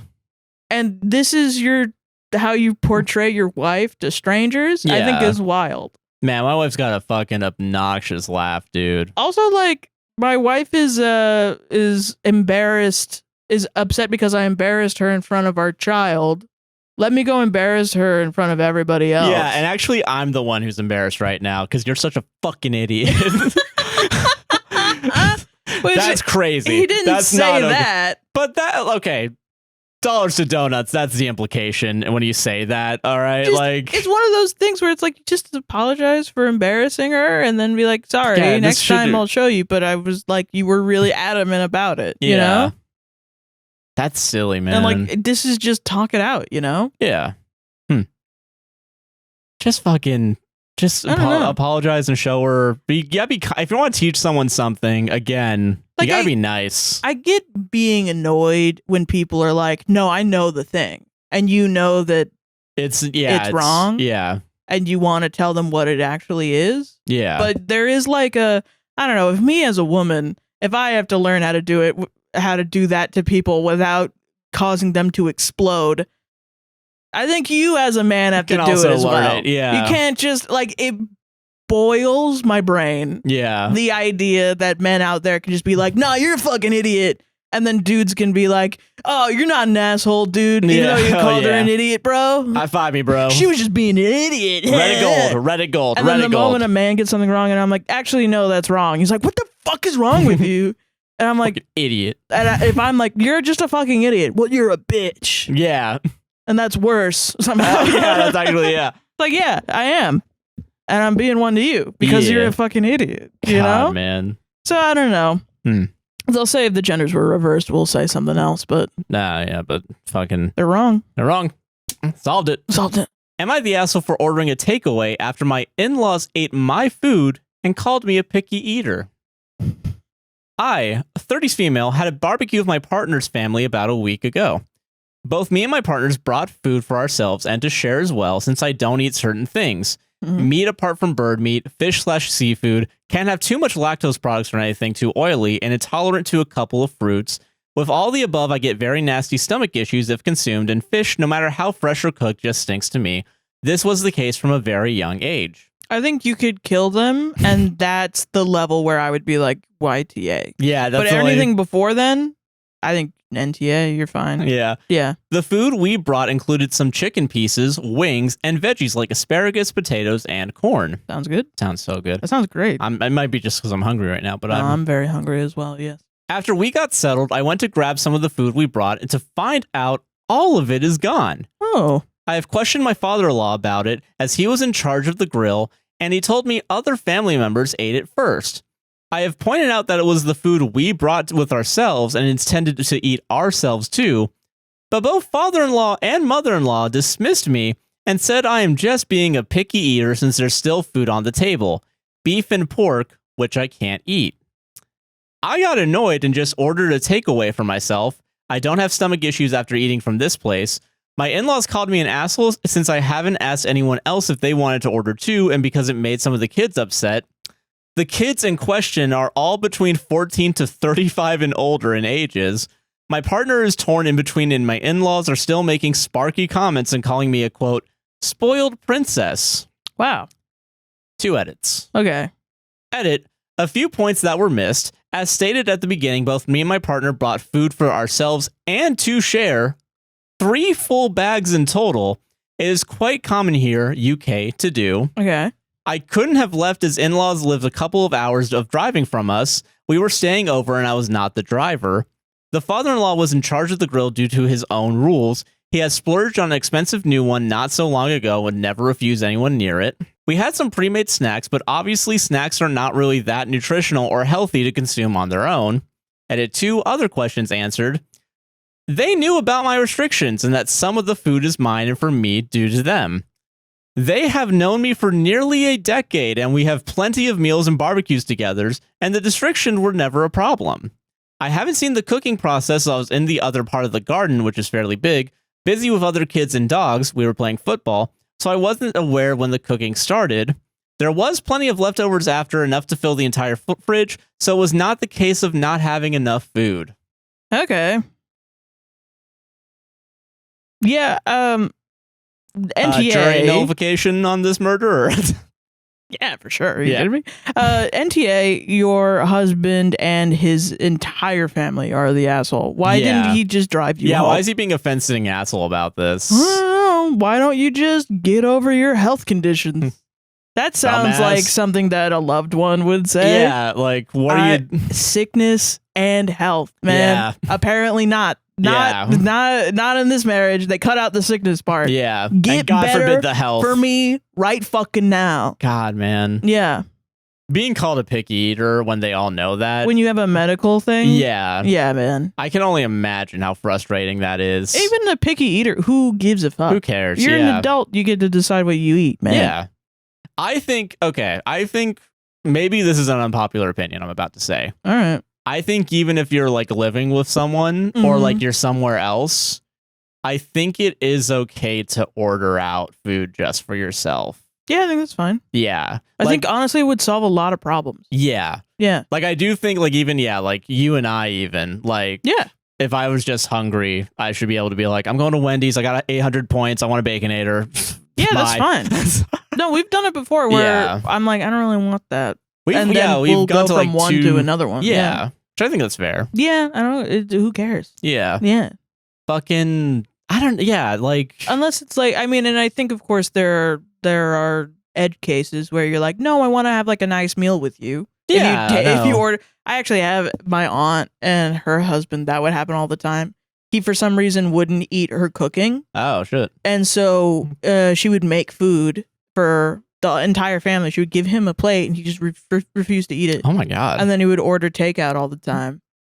And it got so bad that because, he's the dad, their kids would refuse to eat because they wanted the takeout. So she would make these big ass meals for everybody every time. No one would fucking eat it. No one would eat it and that like it was horrible. Yeah, Jesus, man. Yeah. So that's the only instance where I'm like, if you're just being a dick to someone. Yeah. Like, you're fuck you, man. And it was also like, I'm fat. My family's fat. They were fat. And she was trying to make them healthy meals because she was like, I want to do that. Yeah. And, no, that didn't happen. Nah, fuck it. Get Smash Burger. I don't care if you're trying to make me healthy. Well, it was a weird situation because she just wouldn't stand up for herself at all. And she would just that sucks. Make it every time and then complain about it. It was like, okay. Yeah. When is this going to be a thing? And but I think, if it's like we want to have a meal together, then that's something that, I would be upset if you ordered takeout. For sure. But if it's like, who cares? We just gotta, because a lot of times we're just working. Yeah. Like, we just have to get something to eat so that we don't starve. Yeah. Fuck it. Whatever you want. I don't care. Like even like what is it like at dinner? Like I'll make blue box and you have like something else. Like usually have like a meal press, like meal preps. Meal preps, yeah. I don't know, yeah. But yeah, no, definitely not the asshole, man. You got dietary restrictions, dude. Yeah, obviously because of the dietary restrictions. But also if you didn't, they would be huge dicks to you. I don't think what I'm about to say is a contradictory thought, right? Yeah. Food is an important part of culture, right? Yeah. It's, and I understand the want of wanting to cook a meal for someone and have them enjoy it. Yeah. That being said, why in America, the second a dad gets a grill, it's a dick measuring contest. And if you say no to my food, my dick is tiny somehow. Yeah, you know what I mean? Yeah, which is wild because it's. I think in my kind of fucked up heteronormative first inkling, my response to a guy saying, "Eat the food off of my grill or else," my first thought is, "Man, that guy's got a small dick." Like it kind of is like the negative of it. Yeah, and I will say too, I think it goes beyond that with grilling specifically. Like everyone, like it's a pissing contest between like, oh, I use charcoal. Oh, why are you using charcoal? You gotta use propane. I mean, that was the whole point behind Hank Hill, propane right? And propane accessories. Yeah, it was like, no, don't do it. It's a flip on the joke of the dad that cares about grilling and that's it. Yeah. But when I say it's small dick, I don't think like they literally have a figurative like, oh wow, you are an insecure man. Yes, yeah. Because you need somebody to eat off your grill. But also like there are times where I'm like, I'm appreciative somebody's doing that. I want to fucking do that. Yeah. I want to grill food. No, I get you. Shit sucks. Yeah. I hate cooking a lot. Yeah. I mean, yeah, this is such a slam dunk. Yeah, not the asshole. Yeah, like I don't know why your husband is being such a dick. Yeah. And pretending to not give a shit. Okay. All right. Final story from you. This is from r/Tales from the Front Desk. Ooh, okay. How do you not have my reservation? Here's my confirmation. Oh no. This might be one of those rare times I feel bad for the customer. Yeah. A short story of quote unquote who to blame, my boss, the guest, or the kid. You're bringing up the kid immediately. I'm like, kid. Why else? Why would you list them in this fucking list? All right. As I clocked in for my afternoon shift, I had a shift change with my boss. It had been a slow morning, nothing special to report. We chatted a bit when a guest came to check in, which caused my boss to leave. The guest had an elegant suit with a tie and pocket handkerchief to match. A man of high status, one might assume. Hello, I have a reservation under last name, said the guest. My boss, still within earshot, came to a halt, then turned around with a certain look on his face. He waited. Is it possible the reservation is under another name? I can't seem to find it, I asked. No, it's under last name. I made the reservation in March. Here's my confirmation. His voice trailed off, filled with horror. Oh, no. That's when my boss stepped in. Hello, Mr. Last Name. I'm Mr. Boss. As I recall, you asked for a cancellation today at around 10 a.m., which I granted free of charge. Mr. Last Name cursed in his native language, red in the face. If property damage were allowed free of charge, he probably would have destroyed the whole lobby. But he quickly regained his composure, took a deep breath, and said, my son must have canceled it somehow. What? He had my phone around 10 a.m. He's only 7. Is the room still available? I'll pay any rate, any room you have. Since we were in the middle of the high season, the room was sold within minutes. Unfortunately, no, it was quickly sold, and to my knowledge, there are no rooms available in this town or nearby. No. The look on his face, pain, disbelief. I felt sorry for him, though it wasn't directly his fault. My boss wasn't to blame either, as we get a lot of cancellation requests, and he isn't greedy, so he grants them free of charge, knowing the room will sell quickly. As for the kid, well, he probably didn't know what he was doing, just pressing shiny buttons. Yeah, I mean... He sat in the lobby looking for any available rooms nearby. After about 10 minutes, he stood up and said, hope you have a better day than I've had, and left the premises. Oh, no. Edit. Reservation was on third party, done via phone app, where it was also canceled. There were no phone calls, no explanations, just quote unquote, I want to cancel free of charge. Please request fee reduction. So the kid just pressed a button. Literally, yeah. To which my boss clicked confirm free of charge. Those who work with booking extranet knows how it works. Yes. Wow. This is why I fucking hate booking.com. Yeah, holy shit. Because that shit happens all the fucking time. Yeah, because you worked in vacation rentals. Yeah, dude. It sucks. They should ask for a confirmation. Like, they should be like, for real, like, you need like a phone. And I mean, it sucks too, because it is good for people that cancel a lot. Or like, it's nice to have an easy cancellation process. For sure. Because, you know, if you want your money back or something and that gets processed, you want to know when you get your money back. That's the biggest thing. But yeah. My God, dude. I can't even blame the guy for not having it on his phone. I really think like these, especially when it's like last day, you know? Oh, like that's hard. That's heartbreaking, man. It's just horrible. Shit like that would happen all the time too. No, be like, I'm not surprised. What do you mean this canceled? Blah, blah, blah. Because the other thing with booking.com is they'll say that you don't have to pay until you get there. Oh, really? Yeah. A lot of times they'll say that for reservations, and then you'll get a separate email from the actual reservation, but it doesn't say it's from booking.com. Oh, it's from like the actual... Yeah, so people will think it's like spam or something, and then they won't look at it. And then the email will say you have to pay in 48 hours or we're going to cancel your reservation. They won't pay, and then they'll show up, and they never had a confirmation in the damn first place. And it's a big headache because every single time it happens, if you're new, it takes you like 30 minutes to find out what happened because there's no even record of the confirmation happening in the first place. Yeah. How can there be a paper trail if there's no paper? Yeah. Holy shit, so dude. you gotta bring on like a manager, and then the manager has to look into it, and then they're like, oh yeah, this happens. And then you're like, this happens? And then they're like, yeah, this happens. Yeah. I'm happy, and I think you and I both do this. I'm happy to always go directly to the website of wherever. You know, it's actually, I was watching there's a video about like the death of American capitalism, what it's called. I think I've referenced it multiple times. Yeah. But it's the idea that like people don't price match anymore if they have an Amazon membership. You know what I mean? Yeah. Like, I guess I kind of feel that with like, if you just go on booking.com, it's all there. You know, it's like... Yeah, or sometimes it'll be cheaper on certain websites. Yeah. You know, or like, there's always like, Google has their thing where they'll estimate like show when you it's the different ones. Yeah. And it's like data scraping different vacation rental things. Yeah. And that's good, but it is also like, I don't know. If you know how to work the booking.com website and you're not just doing it. Yeah. Because there are some places that will, you know, say you pay at the place, or you pay up half up front and then the other half, you know. Oh yeah, like deposit, yeah. Yeah, but it's like what also bothered me now that I'm out of the vacation rentals industry was every customer service person was like, yeah, they just don't read. And I'm like, now as like, no, I think on the other side, it's complicated. I think it's probably a lot easier than people expect. Yeah, like these websites make it very complicated and also very easy to request things that you shouldn't do.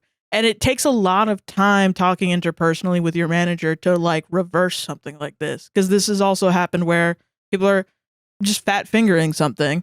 Yeah, and it just happens on accident. Request cancellation free of charge. Confirm. No, why did you cancel? You requested. Oh, I didn't mean to do that. I'm so sorry. Can you reverse it? And then you have to go and call the people we were doing short term. So we had to call the owners and make sure they're cool with it. Call the third party, see if it can be done through the app. Call your own manager and see if we can make a exception for policy. Yeah. Which I was doing that shit all the time, but some people just wouldn't. They're just being like, no, I got other stuff to do because it's bad for my KPIs to spend all this time on it. Oh my God. But I'm like, KPIs aren't the reason you're in customer service. Customer service is the reason you're in customer service. Yeah, I get what you mean. I don't want to ruin this person's vacation because they did an honest mistake. Yeah. You know? There are people out there that are just like, I don't feel like it. Cancel day of. No, you can't do that. That's fucked up. Yeah. No. But then they're, you know, and I don't know. I hated that idea that it was always like, well, you got to be on top of your reservation. Yeah. No, that's... And I really don't agree with that. Even this guy, like, you could say, like, the guy shouldn't have his kid shouldn't be on his phone. But what? I don't know. That's a little... Yeah, we don't know him. Yeah, I agree with that. Yeah. Damn. Solved it? Solved it. Last story. Just a heartbreaking story to end the podcast on. Thanks. You're welcome. Also, I just liked how well written it was. It was a good story. Yeah, it was. Well, yeah. Yeah. Oh, man. The roller coaster of emotions. Yeah.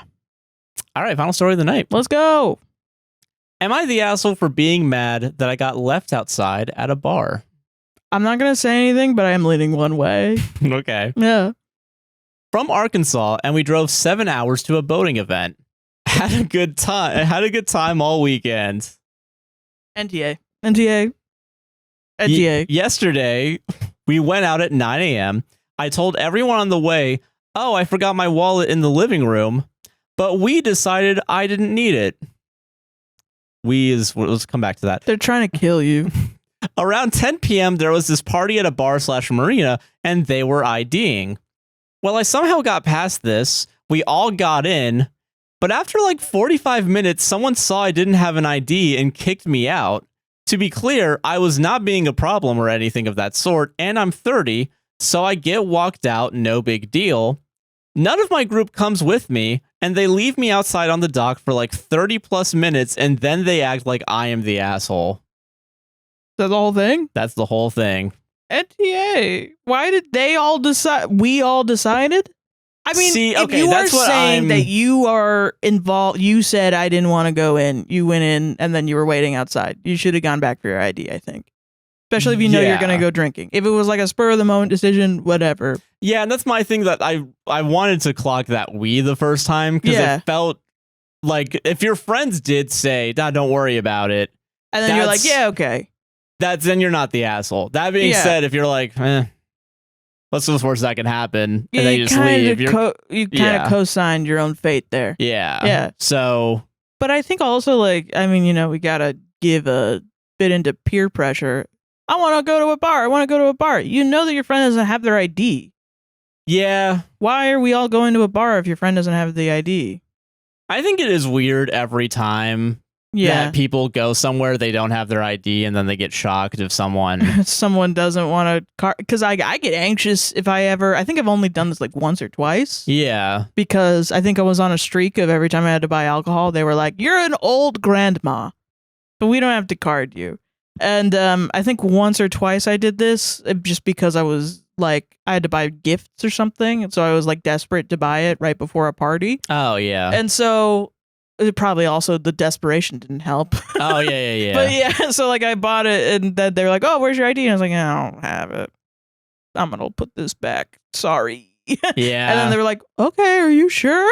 Well, I mean, yeah, because if you ask for your ID, you have to bring it out.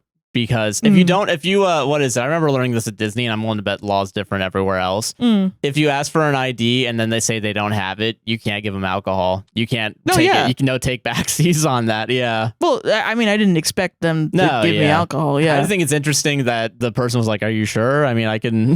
No, I think he just felt bad for me that I had to put some stuff away. I think it'd be funnier if he's like, I can put one in for you. Just puts out his own ID. And sometimes that happened to me though before. Yeah. And it is like, they're definitely like breaking the law, but they don't, they know that I'm, probably not a cop or. Probably not a cop, but also like not young. Yeah. So they're like, who cares really? Yeah. They shouldn't be doing that, but yeah. Yeah. It just sounds like a fucked up situation. All around, yeah. Yeah, I get it. You should have friends that care about your safety.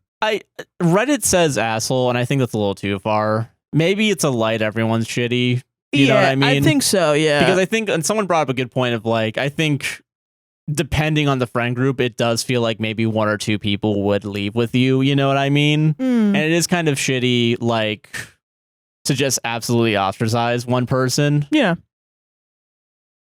Have your ID on you if you can, though. You know, I mean, it sucks. I really don't want to like pull your ID up from your wallet straps, but have your ID if you can on you, you know? Yeah. Okay. Yeah. I think you've sold me on this because my first thought is like, man, your friends are really not thinking about you every step of the way, which means to me that they would not leave with you once they're there.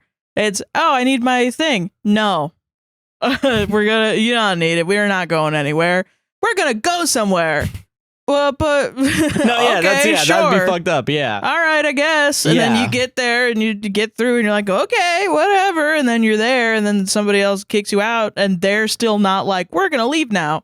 They're also going to be like, well, we're going to party here anyway. Fuck yeah, dude.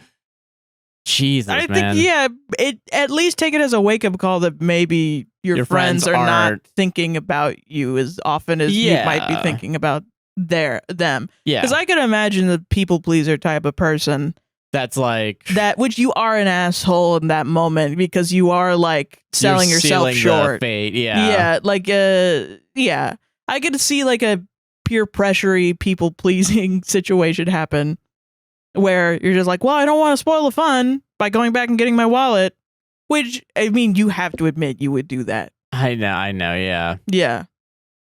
I will say, though, I'm so fucking anal about having everything. Like, I will come back. No, you do that, yeah. Yeah, but if you were with a group of people you didn't feel comfortable around. Yeah, okay. On a vacation or something. I might be a little more people-pleasy, yeah. And all of a sudden, and I think this is just a really common situation. It maybe not, I mean, for women, I think when you go out drinking, you're with a group of friends that just like leave you.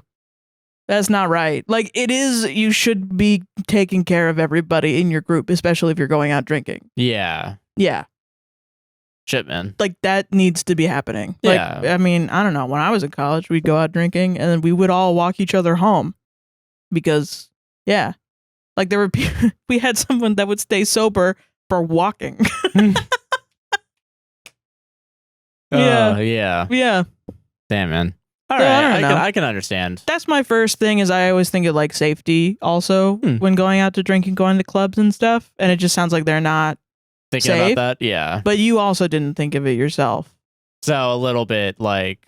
I mean, I think it's just also something that happens. This is also like an experience that I think a lot of people have had. Okay, I get that. I think also a lot of women have had. So it's like... Okay, you find yourself in this scenario. I think it's just a thing. Just a bad situation. It's just a wake-up call. I don't really feel comfortable passing judgment. All right, that's fair. I mean? No judgment here. How about that? Yeah. All right, I'm fine with that. Yeah, you're right. I should... The safety like is get better friends, bro. Yeah. Also, like, if you're being walked out, how do you go to your friends and say, hey, walk me home? Because if they're kicking you out of the bar. I guess, like, right before you walk out, like, I don't know, I guess. But if you're in a scenario where you're being kicked out of a bar, they're going to be like, no, get the fuck out of here. You know what I mean? Yeah, they're going to want your ass out. Yeah. Yeah, because they don't want to get fucking sued or arrested or whatever for having someone in without their ID if they happen to be underage. Yeah. Yeah. Yeah. So then that's two different scenarios, right? Because then you're with your friend and they say, no, get the fuck out of here. You don't have an ID. And you're like, okay, all right, you get the fuck out of here. And that friend decides to stay.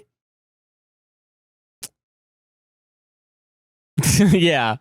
Or second scenario, you're there, your friends are doing other shit. And you're alone in a bar and they find out and they kick you out. Yeah, okay. Why did they leave you alone? Yeah, okay, yeah. What are they doing? They're just having a good time. Stay with your friends in the fucking bar. Like, I feel like people are not learning safety protocols when you go out. Go out and have a fun time and get, dress up cute and go out with your friends and stuff. Yeah. But be safe. Yeah, okay. Bring your ID for sure. Bring your ID though, yeah, for sure. Yeah. Yeah. Like I've been there with a friend that didn't have her ID and we just went to a different place. Oh yeah. Oh, that's fair. I was not gonna go in and leave her ass outside. That's crazy. Bugger.